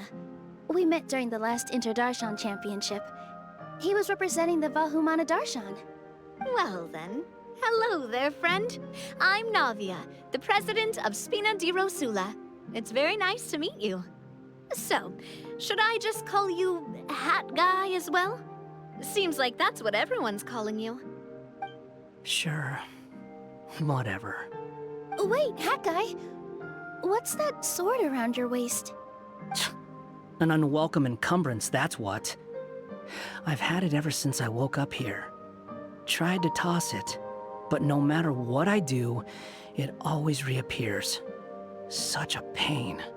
Anyway, if any of you want the hero sword, you can have it. Wait, it's called what? The hero's sword. Meant to be wielded by the hero. I know. Me of all people, right? The irony. What? You're the hero of this world? Will you calm down? It's just a dumb title. Oh, it's just that this entire time, we thought we were the heroes of the prophecy. Well, if it means that much to you, you're welcome to claim the title. You'd be doing me a favor. That's not the point! The real question is, if you're the hero, then where the heck have you been all this time? Looking for a way out. I heard there's a boat in this area that can bring you to another world. So I came to investigate. But look at the state of things around here. The lighthouse collapsed. The boat won't budge. I say we try to find a different way out. Huh. Paimon's guessing a voice told you what you were supposed to do here. That's what happened with Navia and Nilu, at least. You expect me to take orders from some disembodied voice? Hey, wait, where are you going? To find the so-called source of this world's misfortune. The dragon responsible for this whole mess. Wait, we came here to fight the dragon as well. Why don't we go together? Grab that dragon scale over there before you leave. It'll come in handy later. A dragon scale? Where? How did you know about it? What's it for? And... Have you ever considered keeping your questions to yourself? Because if you actually expect me to answer them all, we'll be here until the next Inter-Darshan Championship. You little... Paimon thought you might have learned some manners by now, but clearly not!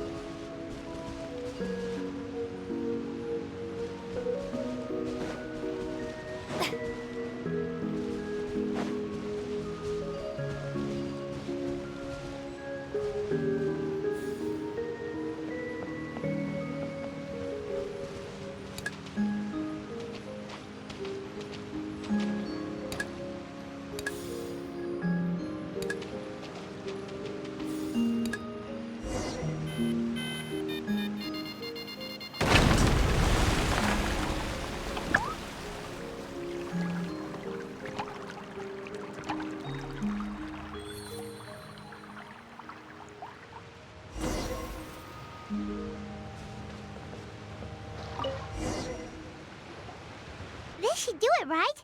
Wow, this scale is amazing! It turns everything it touches into something hard, almost like a toy block! It doesn't seem to work on us, though. It spews out poison and transmutes everything it touches. Huh. No wonder they call it the evil dragon. Your Majesty, Madam Fairy, brave hero! What are you looking at me for? He's obviously talking to you. Mr. Wheel, you didn't get hurt when we fell, did you? Oh, not at all. Thankfully, the young man in the hat was kind enough to lend me a hand. There seems to be a village over here. Some of the residents used to work in the titanium mines, and some came to fight the dragon, then got stuck here. I see. I'm glad they're all safe and sound. I can try to use my magic to fold a boat to bring everyone back. Oh, I'll help too. Still, I think we need to take care of the dragon first. We don't want it to start causing trouble when we're trying to load people onto the ship. Apparently, the villagers often see the dragon fly into a space behind the waterfall. They think that's the location of its lair. Then we should look around and try to find a way in. I'll wait here for your triumphant return. Your Majesty, brave heroes, please be careful.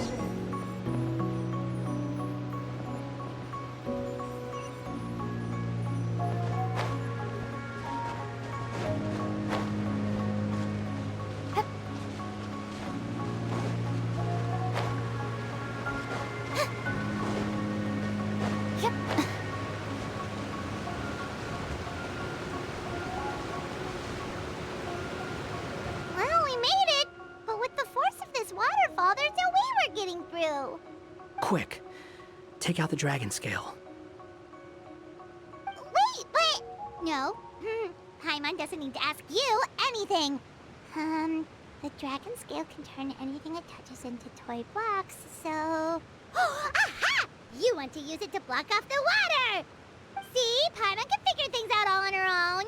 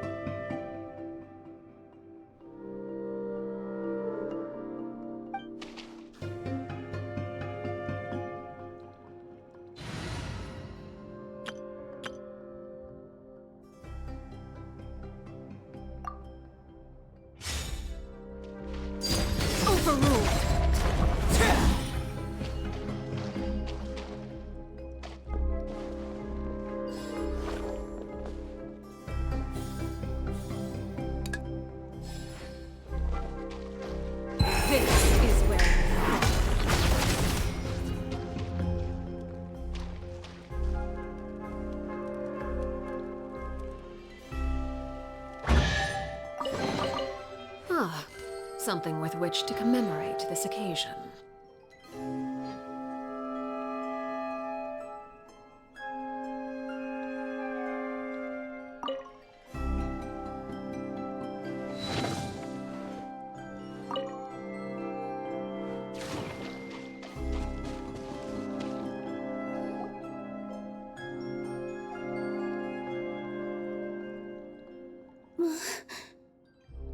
What's wrong, Milu? Oh, nothing. It's just... I sensed a very powerful magical signature just now. Huh. Guess this is the dragon's lair after all.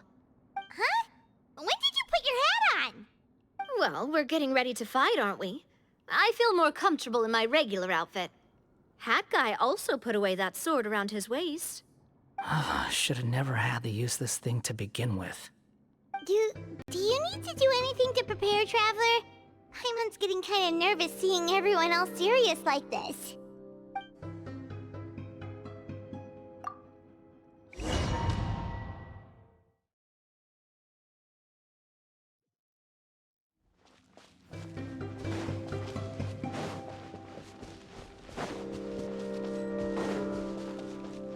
Oh, looks like we're not the first ones to make it in here. Wait, hold on! Let's fight the dragon together! They're already gone! Let's try to catch up! Ooh, what's that sound? Is it an earthquake? Where'd they go? Reckless idiots.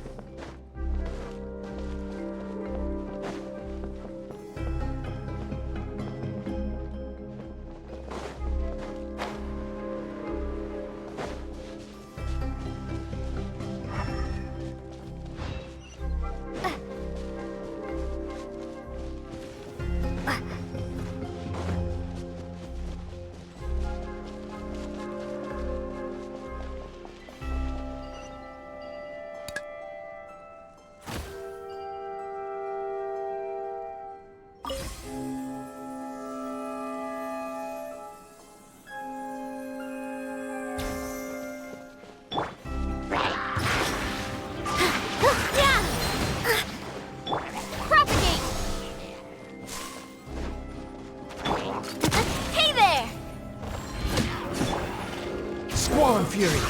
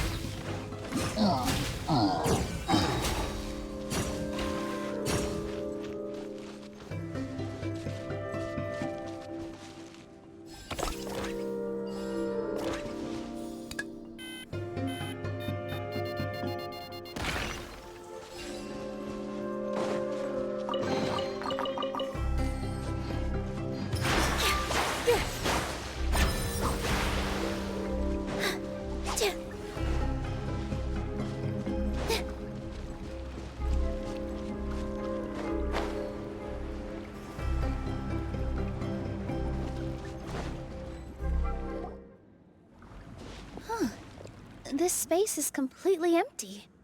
Paimon bets this is where the dragon sleeps. Watch out in front! It's coming!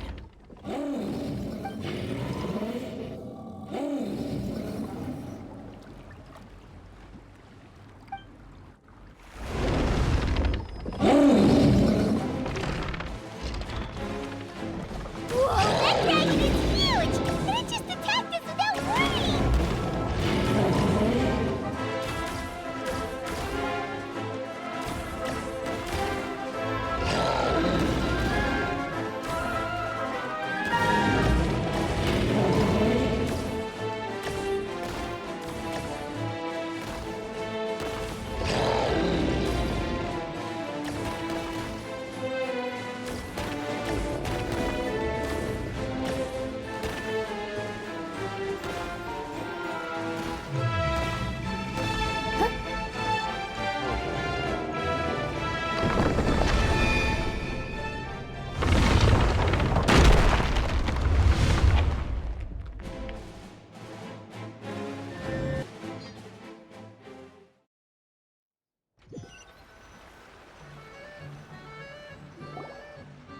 Look, he's here.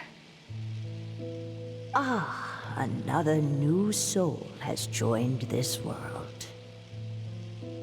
But are you sure his fate will be as you described? Of course. My predictions are never wrong. I just don't like that kind of story. Then you need only do as you said, and let him find his own story within your fairy tale. You're right. Then listen closely, my child. Your name is...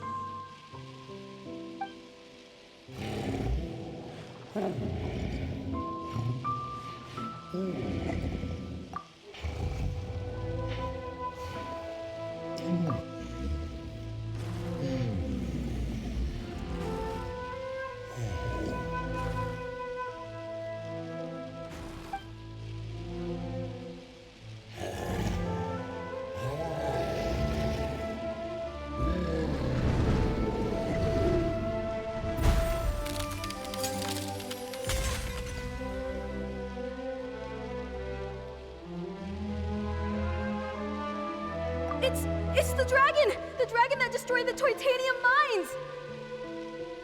Help! Help! Soldiers, pick up your weapons! Destroy that monster!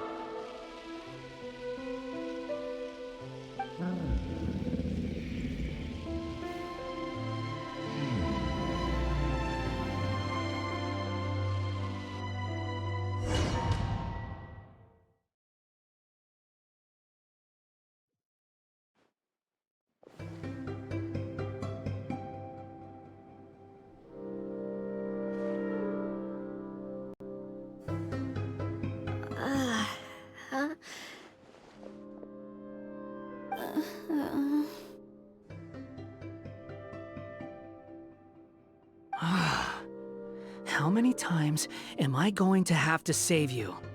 Thank you, Hat Guy. Paimon still feels dizzy. Hey, did any of you also see something strange? It was like we were witnessing... The dragon's memories. Sounds like we all saw the same thing just now. Well, we definitely saw a different side to the story. Watching it all unfold, Paimon couldn't help but feel bad for the dragon. This world might be a lot more complicated than we thought. The next time we encounter the dragon, how about we try talking to him instead of fighting? That sounds like a good plan. But maybe we should figure out where we ended up first. Huh. If the world above is a fairy tale realm, then maybe we've fallen into the next page of the book. Just keep walking and don't fall behind. Hey, wait for us!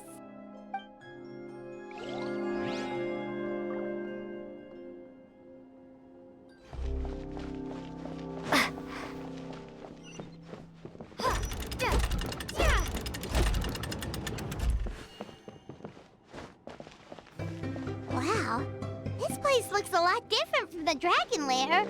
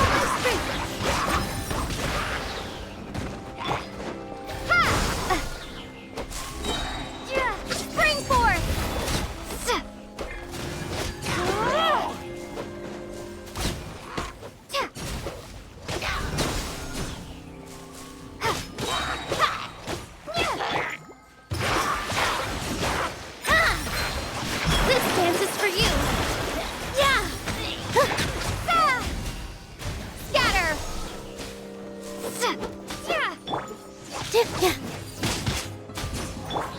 proper send-off from Vestina with love. Ow! I'm fine.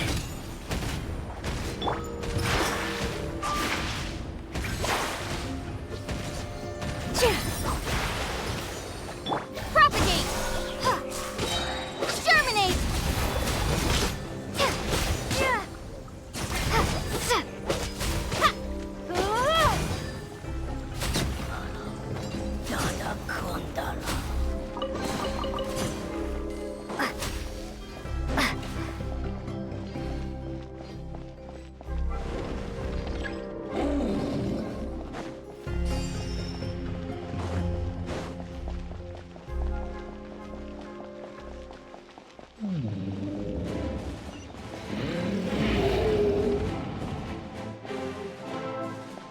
He seems angry.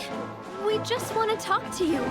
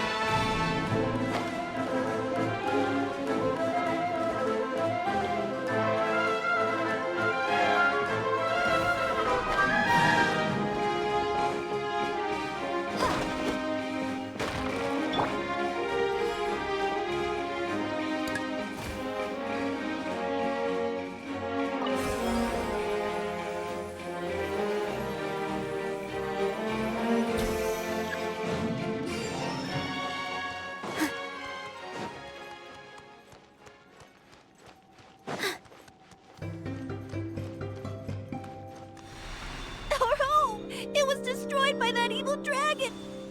The stars! It flew away with the Metropole stars! Oh no! We didn't get eaten by the dragon? The dragon just dropped us off here? That guy! You're getting too far away! He's just up ahead. Is he trying to lure us somewhere? Well, I'd say we were the ones who backed him into a corner. But we just want to ask him a few questions about his past. He's had year after year of people coming here to try to take his head. If you ask me, his reaction is perfectly normal. Maybe there's still something we can do to calm him down? I wouldn't count on it.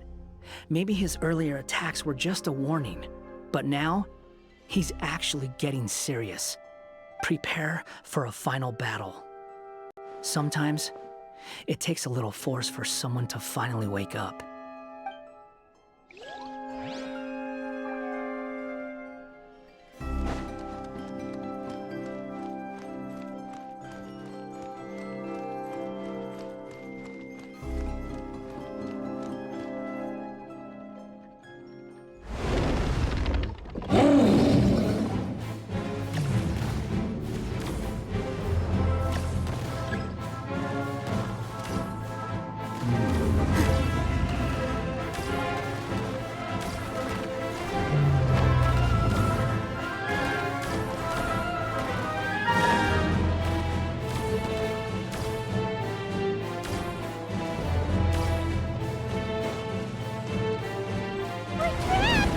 Stubborn beast.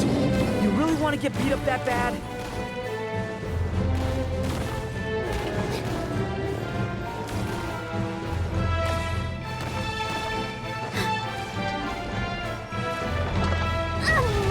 Its mouth is huge! Are we really gonna have to throw a bomb in its mouth?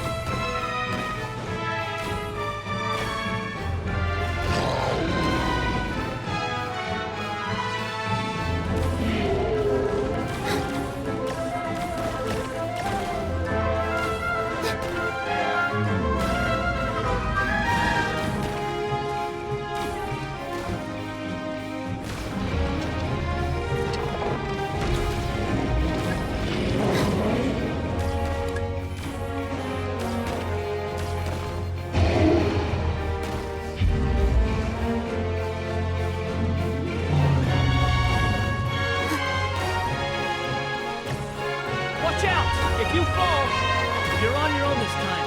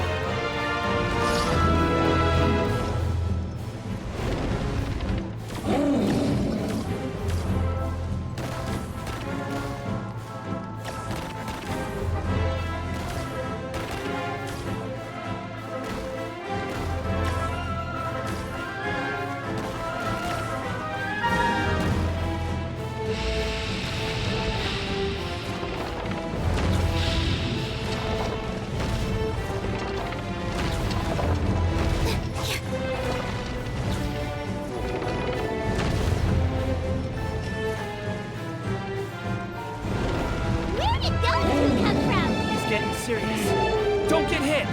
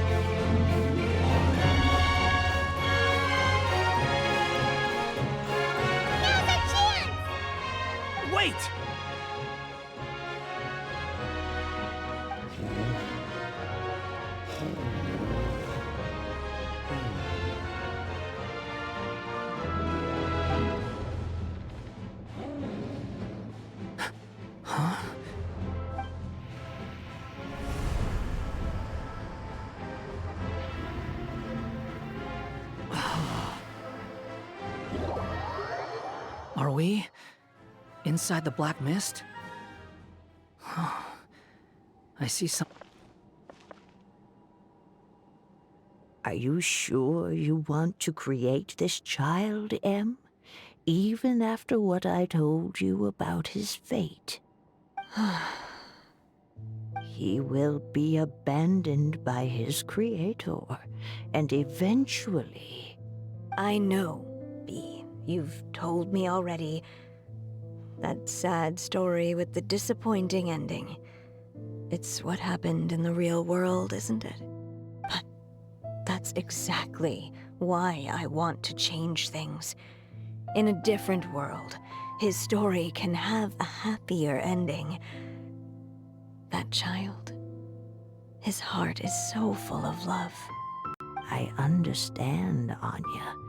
But know that if you give him that name, his fate in Simulanka is destined to parallel that of his real-world namesake. But there's still a chance, right? Maybe it's a shot in the dark, but I have to try. He deserves a better life. Although, he might need the help of others when the time comes. All right, my dear. The choice is yours. Since you're so persistent, let me tell you a secret.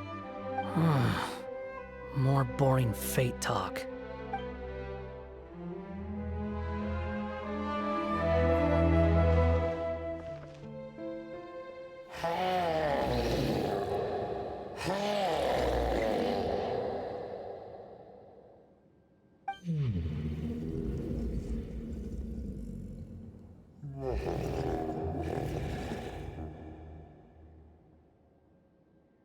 I'm sorry, my child. Unlike my friends, I don't have a long time to live. All said and done, the story of my life will be shorter than the fairy tales in this book. So I will have to leave your side, I'm afraid.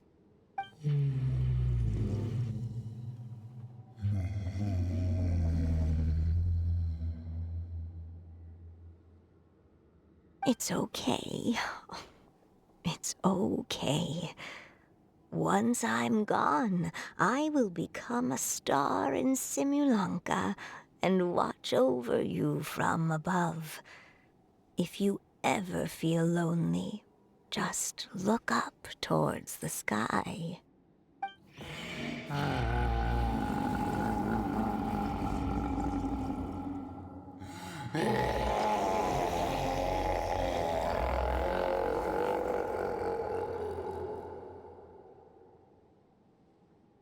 Go forth and witness this world, my child. Make sure to be nice to everyone. You'll meet good friends one day. I'm sure of it. That is my wish for your future. As for this world, I leave it to you.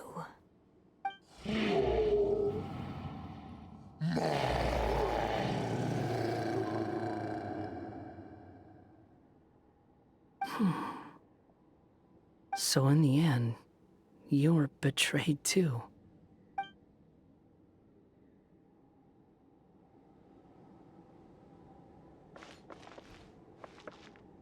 Hey, Mr. Dragon!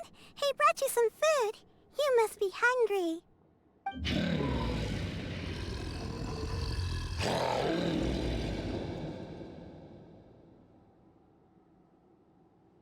Shh! Quiet!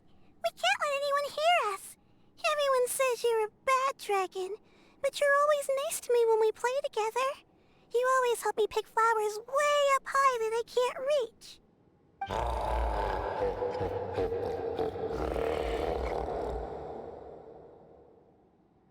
It's okay. Just keep hiding here, and tomorrow I'll... Oh no, my child! Help! Somebody help me! Save my child! The dragon's trying to kidnap her! No, Mom! It's not like that! Listen to me!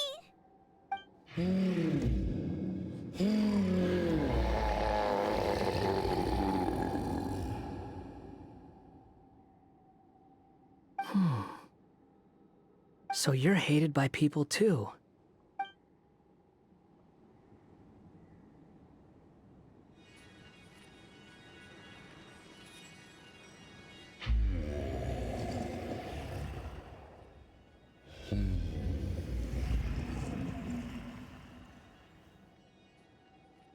So that's it. That's really your wish? To never have been born at all? That's not a fate you should wish for.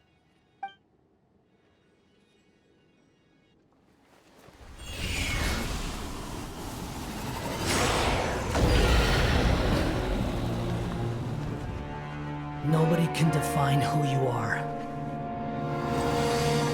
or deny the true feelings of your heart. Now remember your name. Durin.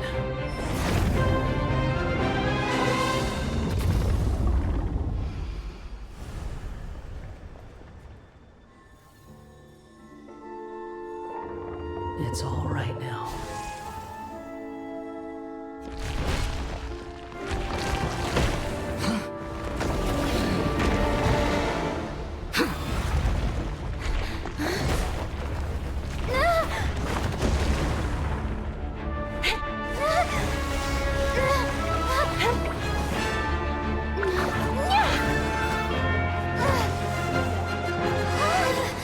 Watch out!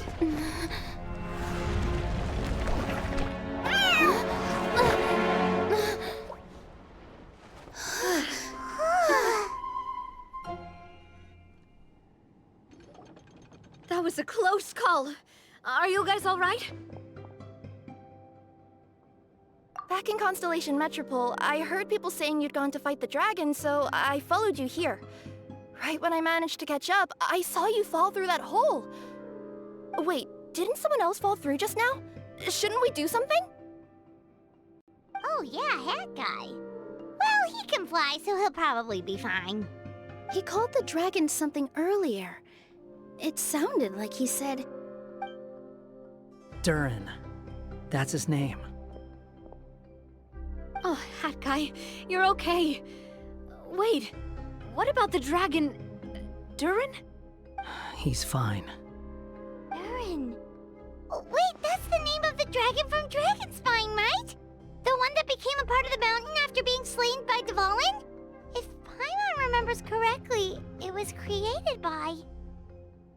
Right! It was created by Rhine Daughter! Created, you say? Huh. So, what exactly happened down there? You've been acting weird ever since the end of the fight.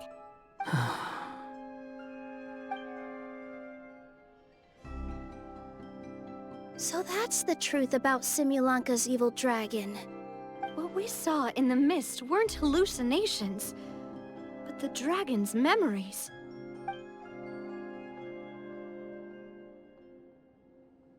Huh. I thought it was strange. The people around the Broken Sea are clearly stranded, but I never heard any stories about the dragon attacking the village. The people we met along the way are probably workers from the Toitanium mines, or guards who came here to claim the dragon's head. Durin probably allowed them to live here because there was nowhere else for them to go.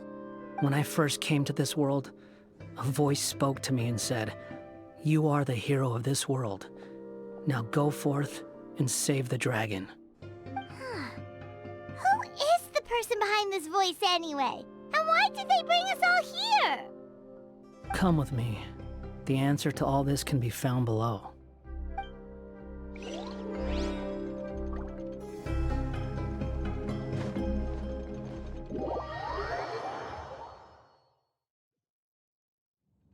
Is this a study? That's right. It belongs to the Goddess of Fate. Goddess of Fate? As in one of the 3 goddesses who created Simulanka? Or more precisely, M. One of the mages of the Hexenzirkel. Hexenzirkel? As in... Sorry, Paimon shouldn't just regurgitate everything you say, it's a lot to take in! She created the story of Durin. Well, the Simulanka version at least.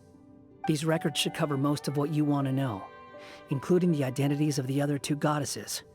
Read them for yourselves.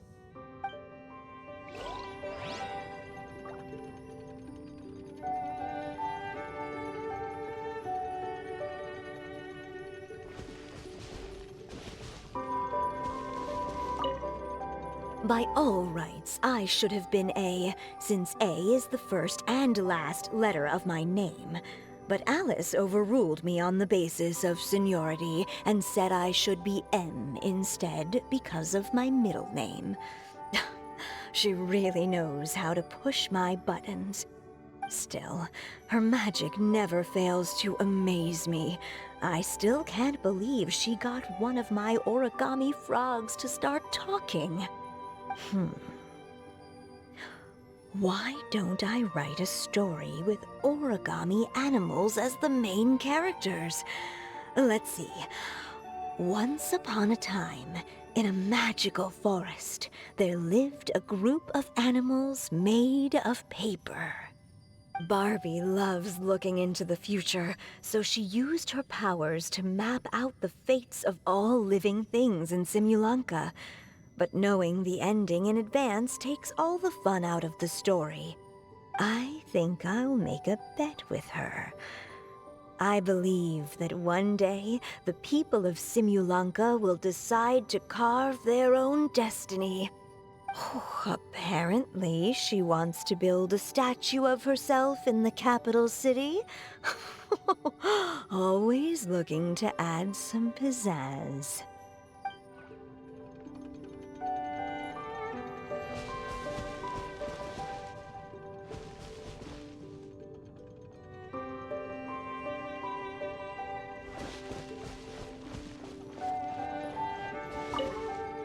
My dear sisters, I fear my pen shall soon run dry.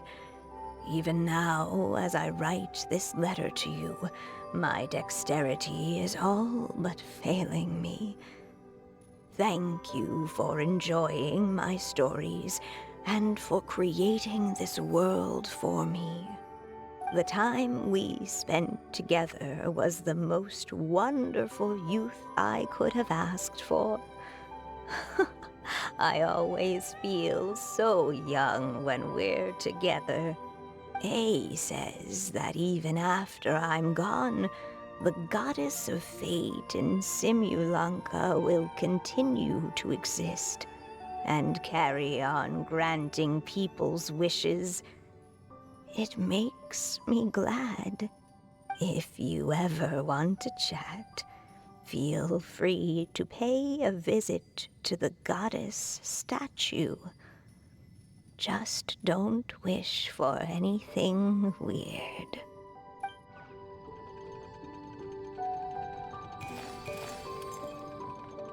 It's Simulanka Durin. And he's looking up at something. A star. This must have been after M passed away. This looks like a mine. Maybe the Toitania miners dug too deep? So deep that they dug right through to the world on the next page. Yeah. Now that you mention it, this miner's lamp looks really similar to the star on the previous page. The Forest of Blessings. This book has been recording Simulanka's history all along. Look at the size of those footprints. If that's every time he lands, then no wonder people are so terrified of him. So that's why you took the stars. Because you missed your mom.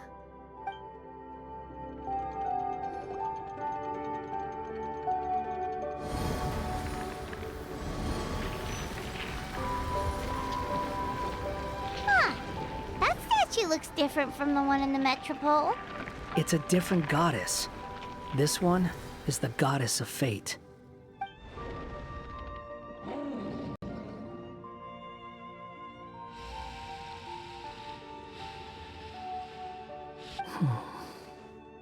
It's all right now, Durin. Nobody here wants to hurt you. Don't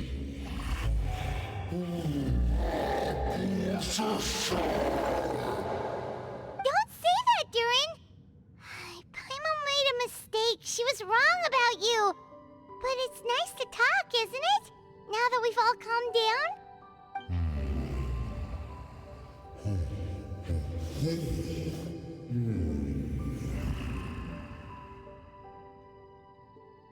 So that's why you made that wish? So stupid. Hey!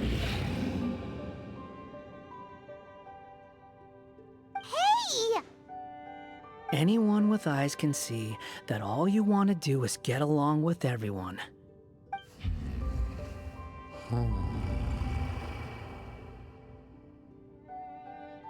You just want to make friends, people to play with, to talk to. People who accept you, or at least accept your apology.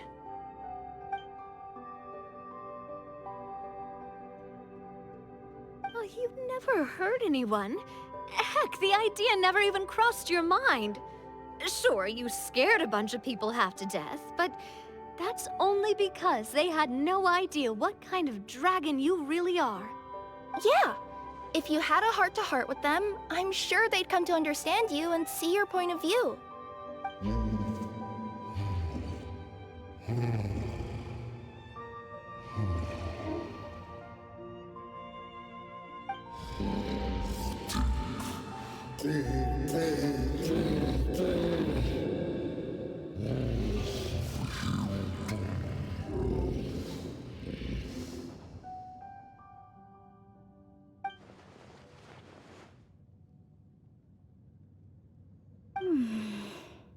The curse. Huh? Nilu? Is it your true wish to live side by side with the people of Simulanka?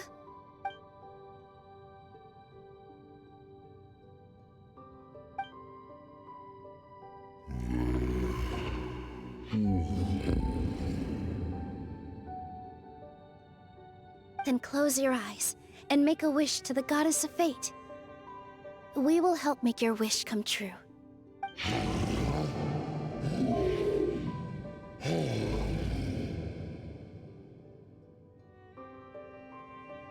Just trust me.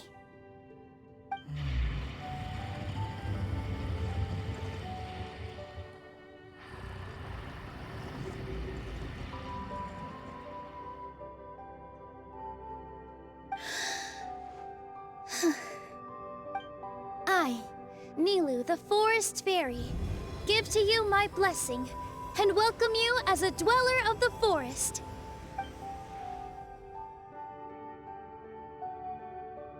May everyone accept you as one of our own, and may the Forest of Blessings be a place you can call home. I, Navia, King of Constellation Metropole, give you my blessing. I grant you citizenship to my kingdom. Oh, me too! As the, Nekomata in Boots of this world, I give you my blessing too.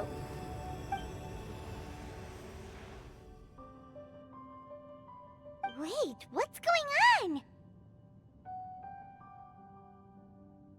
on?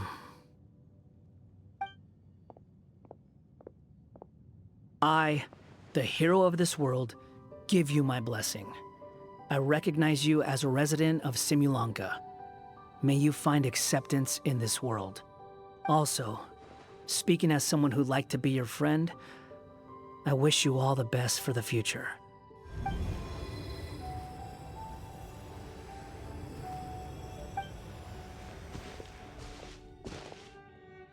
I, a traveler who has traversed many worlds, give to you my blessing. May you find friendship and goodwill no matter where you go.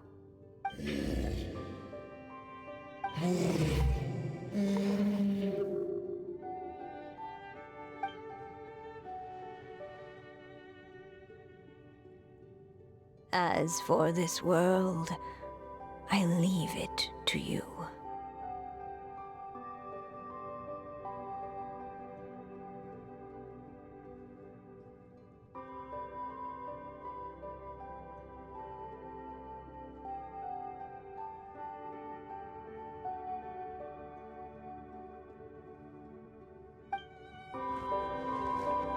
Huh? What? Why are you all staring at me? Huh? My claws? Are these my claws? And my wings? Oh, my tail? Does this mean? Wow, you look so cute. Quite a radical transformation. Not that there was anything wrong with the way you looked before, of course. It's just, you get what I mean. How do you feel? Are you happy with your new appearance? Does anyone have a flower with them? Or even just some water or paper from this world? Oh, I do actually. Here you go.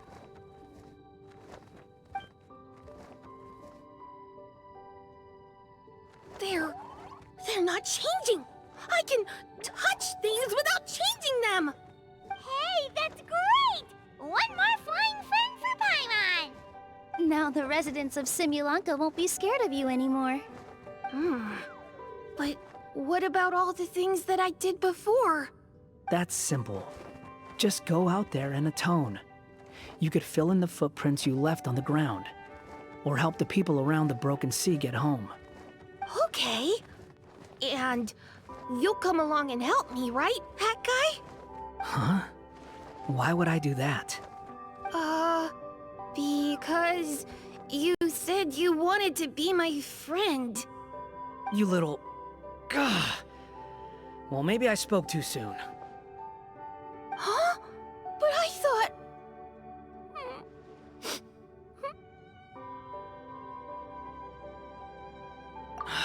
All right, fine. I'll go with you. Really? Yes, really. Lying to you would be no fun anyway. Oh, thank you! You're the first friend to call me by my name! Let's go back up. I'm about to suffocate down here. Oh, it feels so good to finally see Hat Guy meet his match.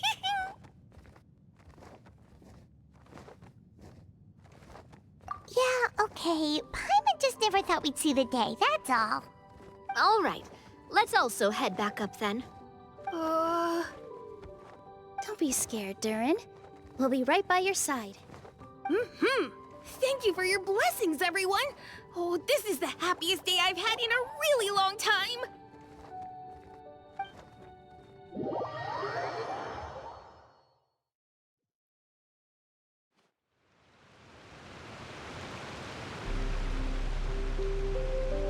Ta-da! Surprise, everyone! Ah! A talking street lamp! Street lamp? Oh my! You mean you still don't remember me after all the times we've spoken? I know that voice! It's Mom's friend! Hello there, traveler and friends. And Durin, it's good to see you. You've changed quite a lot. In fact, you look so different that perhaps I should call you Mini Durin. Mini Durin, huh? Yeah, I like the sound of that. It's nice being smaller. You must be one of the 3 goddesses of this world. Are you the goddess of creation? Yep, that's right. But although it's the most impressive sounding of the 3, to be honest, we all made an equal contribution toward the founding of this world. If you've ever read any of M's stories, you'll know just how enchanting the worlds are that she writes about. So enchanting that I just had to step inside and explore it for real. So I got B involved, and with M's consent, created the world of Simulanka. Whoa, whoa, whoa! You're getting a little ahead of yourself. First things first, would you mind explaining what you're doing here? In fact, no! What are we even doing here? Don't worry, all will be revealed. After everything you accomplished on your journey, you're free to ask me anything you want. Let's start with your first question then. I'm here because I sensed a great magic power emanating from the book just now, and I couldn't resist the urge to peek inside and check it out. That must have been when we all gave Mini Durin our blessings, right? Yes, exactly. In the world of fairy tales, words and emotions often carry far more power than any spell. It's all thanks to your magic that Mini Durin was able to take this form. Come say hi to me, little one. Oh, look at you. You're as cute as a button. So, what about us? Was it always part of the plan that we'd come here? Plan isn't the word I'd use. If you ask me, I'd say fate works in mysterious ways. When Durin of Simulanka made his wish to the goddess of fate, it just so happened that in a world far away, all of you wonderful people were holding a copy of M's fairy tale at that exact moment. And because of your noble and kind souls, you were selected by the Goddess of Fate to come and save this world. Now that you mention it, that's what I was doing when I was transported here. I was reading a fairy tale to some children in the Fleuve Cendra. I think I just, happened upon an old book and decided to use it as my pillow during a nap in a box. Wow, what a crazy coincidence. Wait, that's not right. How come everyone else got assigned to roll except us? 'Cause we were also... Yeah, that was it. We just received a strange book and we had no idea who sent it. Then, the moment we opened it up to start reading it, we found ourselves here. You're the one who sent it to us, aren't you? Oh, is that what happened? Yes, that does sound like me, doesn't it?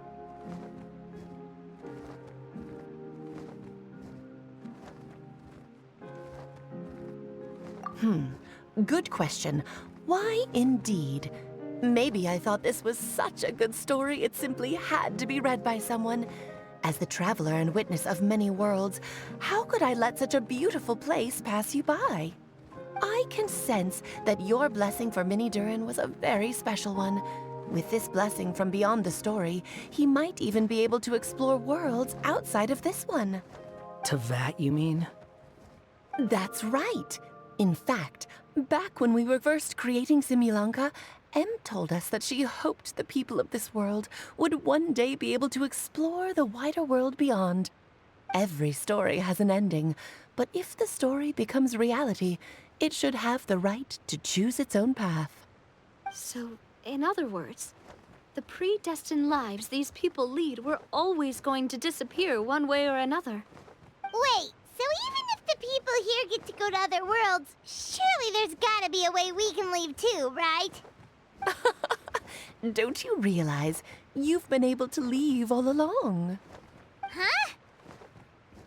You can either take the boat at the Broken Sea or touch the giant bookmark at the Cliff of Prophecy. All you need to do if you want to leave is focus on the place you want to go. How were we supposed to know that if you never told us? Huh, didn't I? Well, given how smart and capable you are, surely it can't have posed a huge problem for you. As for your other friends who were summoned here, if I had to guess, I'd say the Goddess of Fate probably didn't tell them about it because she wanted them to get engrossed in the story. She's Em's reflection, after all. It wouldn't surprise me if she shares Em's love for cliffhangers. Anyway, I think that answers your questions, yes? What do you all plan to do next? I'm gonna go say sorry to the people of this world. After that, I want to start protecting Simulanka, just like Mom told me to. Now we know how easy it is to get back home. Paimon's suddenly not in such a hurry to leave. Same here. It's not every day that you get to come to such a magical world. I, for one, plan to explore it a little longer. I'm glad to hear it. Maybe I should invite some other friends to join you too. By the way, Minnie Durin, I'm delighted to see you've made some new friends. I'm sure Em would be very proud of you. Now, before I depart, please let me give you a blessing as well. May your future be as rich and colorful as the stories Em used to tell. She's gone. Guess this is where the hero's journey comes to an end, huh?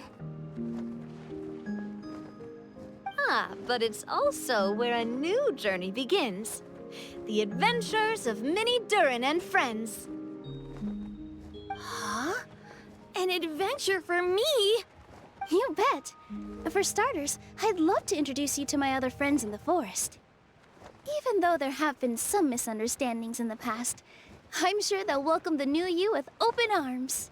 Huh? Stop looking at me. I already said I'll come with you. Whoa! Look over there! Wow. The stars are beautiful. Huh. I'll bet that's a gift to Minnie Durin from the 3 goddesses of this world. Oh. Thank you, Mom.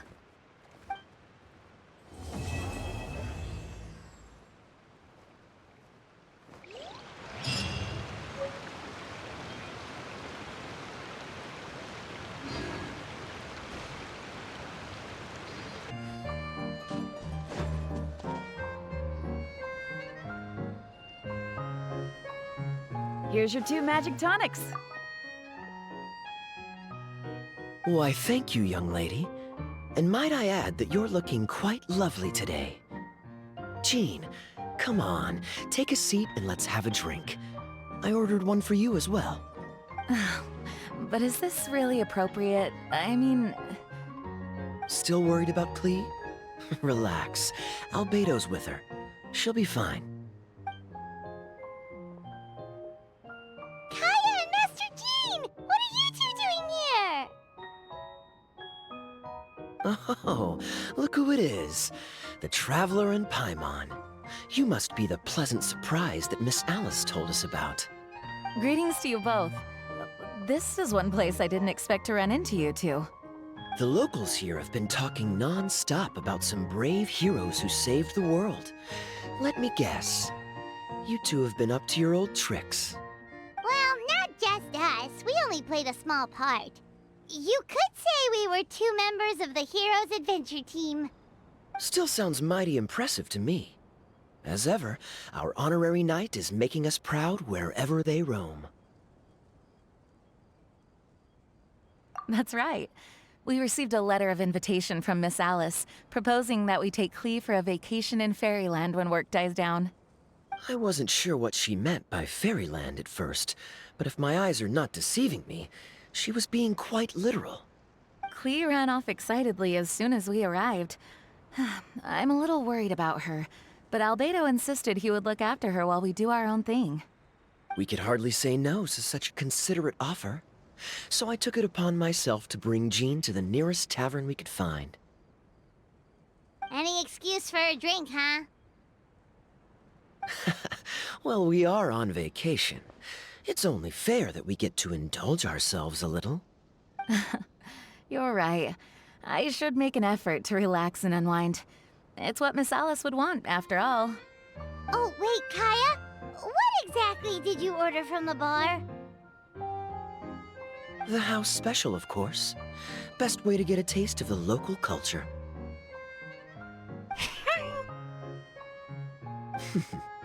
Why are you making that face, Paimon? Nothing. I was just perpetually amused by your lifestyle, that's all. Go on, drink up.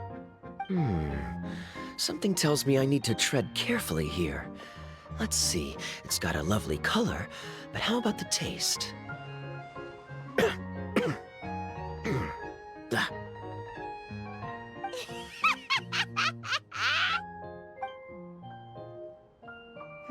I think maybe I'll pass. But it's such a shame to waste it.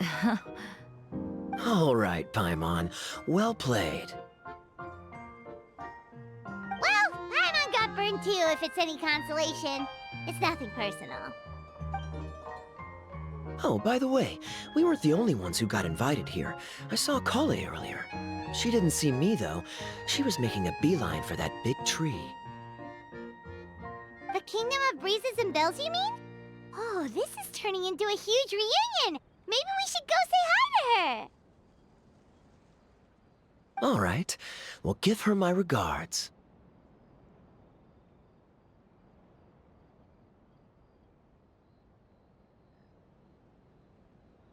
Thank you. Enjoy your time here, too.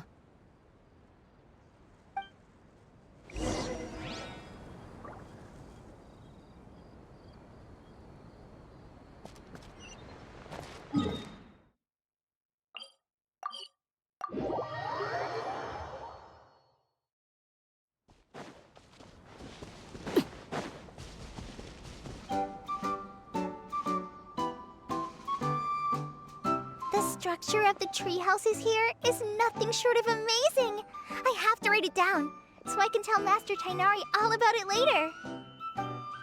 Hey, Kale! You scared me. Traveler and Paimon, you got invited here too? Yep. Well, they sort of skipped the invitation part, but anyway, what you doing out here? Something caught your eye? Oh, yeah. I'm trying to observe and summarize the structures of the trees here, and also the animals that live here. Well, the residents, I guess? I still can't get over the fact that they're all someone's origami handiwork.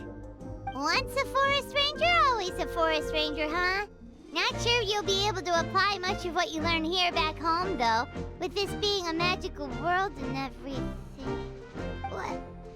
Over there, by the giant footprint. Have those houses always been there? Oh, those? The local flying squirrels told me that they were built by a small dragon and some guy wearing a hat. Oh, that must have been Mini Durin and Hat Guy.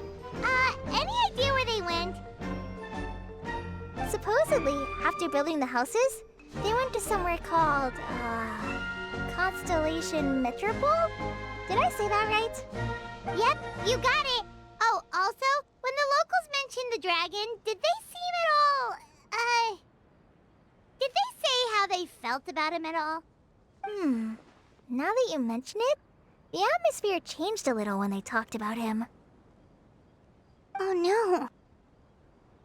They mentioned some stuff along the lines of past misunderstandings and welcoming new members. I only just got here, so I know very little about what has happened in the past. They seemed genuinely grateful for the houses, though, and said they were going to plan a welcome party. Oh, thank goodness. Phew. Sounds like the forest has begun to accept him. It's a step in the right direction. Are you looking for that small dragon? Yeah, he's a new friend we made after we arrived here. No way! Really? I'm getting more and more interested in your story. No. I've got to save it for next time. For now, I've got to make the most out of my time in this wonderful world. Oh, there's no rush. Just take it slow and enjoy yourself. Like Kaya. Oh, he sends his regards, by the way. Oh, Mr. Kaya is here too? Then I've got to go say hi to him. Well, right now he's at the tavern and he probably won't be leaving until he's drunk. Not that he'll ever reach that point because his alcohol tolerance is so high. Basically, it's Kaya. You know where to find him. You make a good point, Paimon. Then I'll focus on exploring for now, and go catch up with him later. Shall we go pay a visit to the Metropole Traveler? Maybe Mini Durin and Hat Guy are still there. Oh, right. By the way, something pretty interesting has been happening in Sumeru recently. Master Trinari has been working really hard on it, so if you have time, definitely go and check it out. Sounds good. We'll find some time in our schedule. Of course. See you later.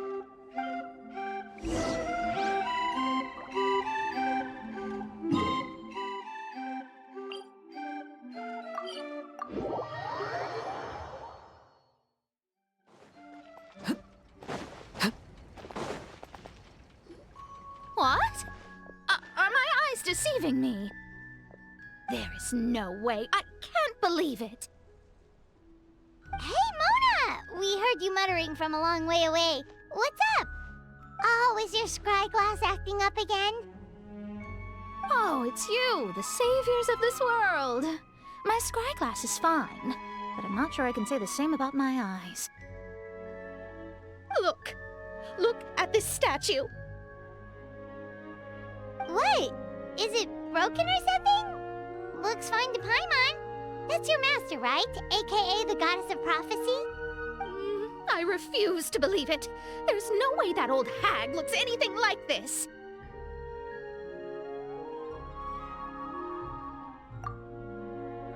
When she was younger. Oh, actually, now that you mention it, this does remind me of the fashionista phase she wrote about in her diary. She can't hear me, can she? I swear I just got chills down my spine. Either way, it's probably a little rude to talk about her right under her statue. But how do you know it's a statue of her if you never saw her as a young woman?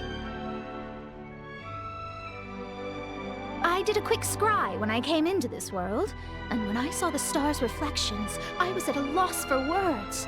It looks like fate in Simulanka is based directly on Tevat, a projection of real-world fate to form an image of reality.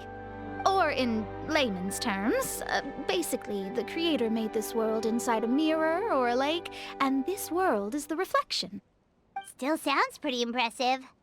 The more I scried, the more familiar everything looked.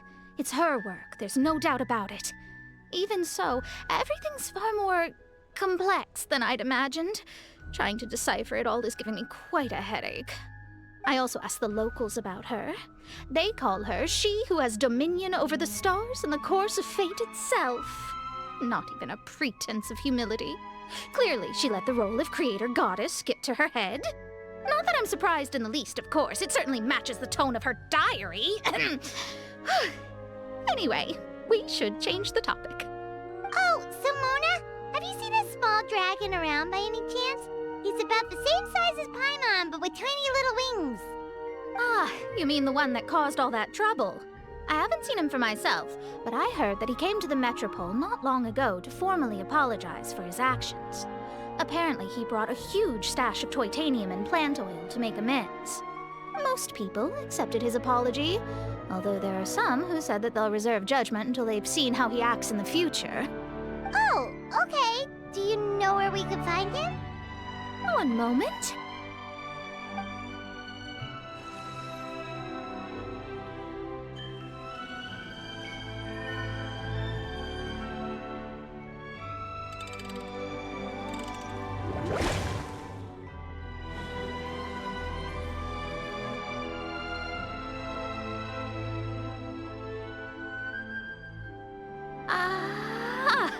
It looks like he's at the Broken Sea.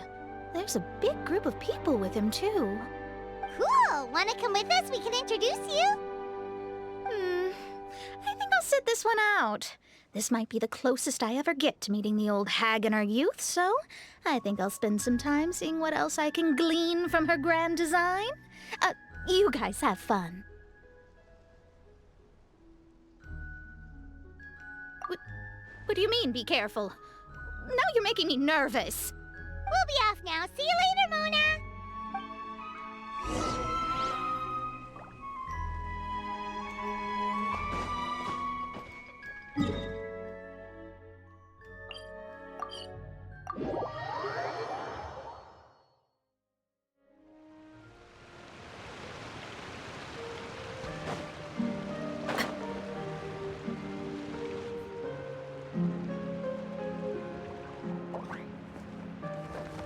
Osvaldo Halfnavines! Does thou see what I am seeing? Tell me that my all-perceiving Aug de Verurtelung deceiveth me not. Your eyes see true, mein Fräulein. Very well. Then, as sovereign ruler of the Immenachreich, I extend to you both my greetings, O Night Dragon from the land of the Thousand Stars and his hat-wearing servant. Who did you just call a servant? What mein Fräulein means to say is, hello, it's a pleasure to meet you. Pleasure to meet you too. But Hat Guy's not my servant. He's my friend. Now you're over-explaining. Hat Guy, Minnie Durin! Found you at last. Whoa, and Fischl's with you too? Oh, greetings, Outlander blessed by the Immenachreich. How honored you are to meet your princessin beneath the stars of another sky. Clearly a decision made by fate itself. Miss Honorary Knight, Paimon!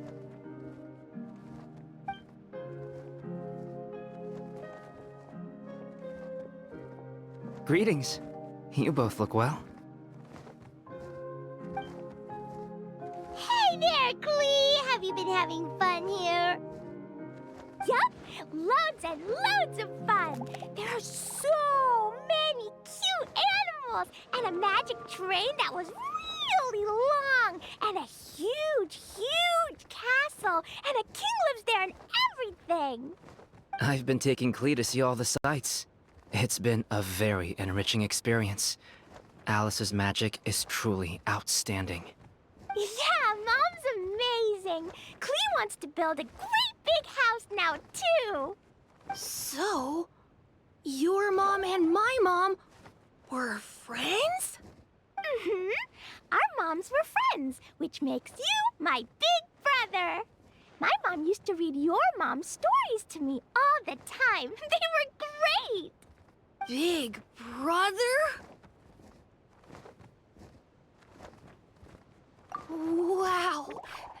cute, Klee. Can I go play with Klee, Hat Guy? Suit yourself. Albedo, can I? Go on. Just don't go too far away. I'll come pick you up later. Yay! Come on, Mini Durin! Do you want to come play with us too, Fischl? Your princessin accepts your invitation. Rejoice! Though you may be concealed by fog, still you shall have the good fortune to witness the true might of the Aug de Vertelang. What Mein Fräulein means to say is, perhaps we can all play hide and seek together. Mein Fräulein is it. Hooray! I love hide and seek! Oh, me too!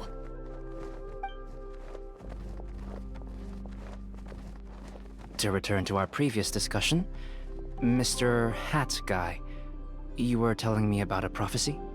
I heard B talking to M. What she said was... Since you're so persistent, let me tell you a secret.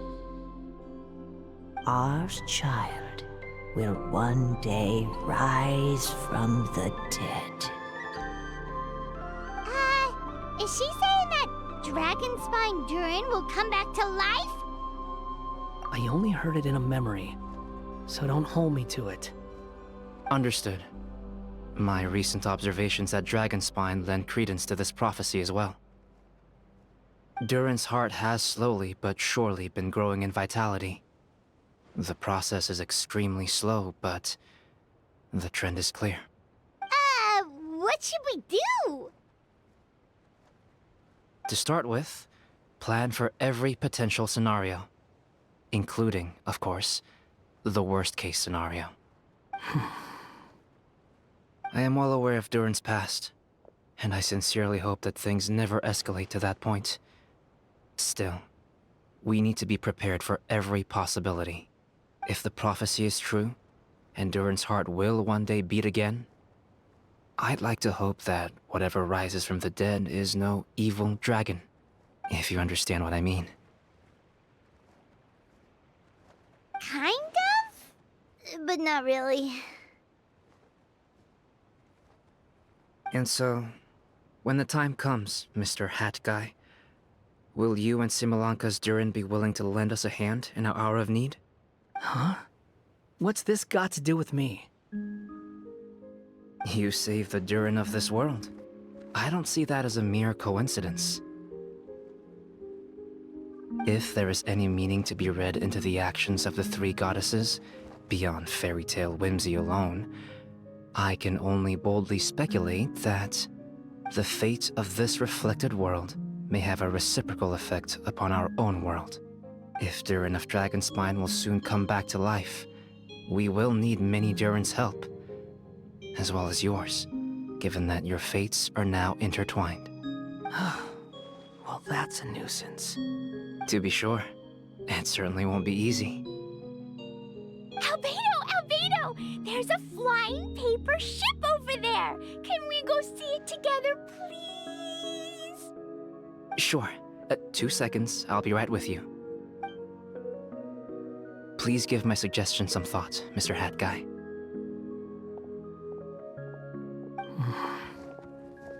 Hat Guy, I'm back! Huh? What were you guys talking about? Nothing. Huh. Okay then. Let's go join the others. Everyone's going to check out the new origami ship. All right. I'll be right there. Why would I be? Do I strike you as someone who cares about other people's issues?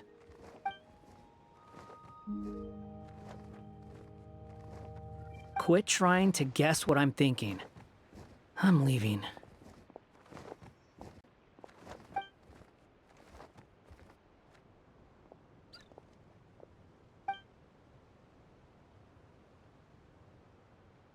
Aww, what a lovely little boat!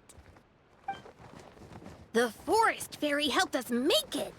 Paimon just realized there's a lot fewer people around the Broken Sea now.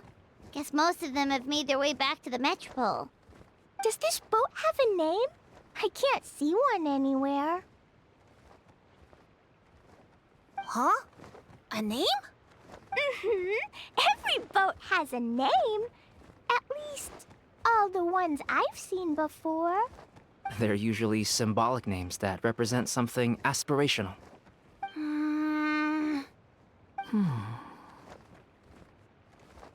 Let's go with the Durin. Huh? You want to name it after me? Oh, you mean to wish Mini Durin a safe voyage as he sails into a new chapter of his life beyond this world? Your princessin approves. Let this vessel bear the name of the most esteemed dragon of the night. The Durin. Let's call it that then. Thank you, Hat Guy. Also, can I ask you a favor? Go on. Remember how Mom's friend said I should be able to leave this world? Well, I want to pay a visit to your world. Just a quick trip, can we? Huh? Is that a no? Paimon thinks that's a great idea. If the people of Simulanka are allowed to go to Teyvat, then what's the problem with taking Mini Durin there for a visit? I'm assuming I'll have to be your bodyguard while we're there. I can protect myself. And I'll do what you say. I won't fly off on my own, I promise. Please, can I go? It'll be up to you to stick close. If you disappear on me, don't expect me to come looking. Got it! I'll stick close. Why don't you take the Durin? Now you've given it a name, it'll be a maiden voyage for the boat and a brand new journey for you. Are you leaving, Mini Durin? Okay. Well, make sure you come visit me in Mondstadt so we can play together again. Klee will draw you a map to show you the way. Though our time together has been as fleeting as a ray of light in the depths of the long night, the Immonakreich will welcome you with the grandest of music ceremonies on the occasion of our next reunion. As surely as the stars in the sky watch over us, we shall meet again. What Mein Fräulein means is that you're always welcome to visit her at home as well. Cool. I have so many new friends now. I'm so happy. Are you done yet? If you want to leave, then get over here.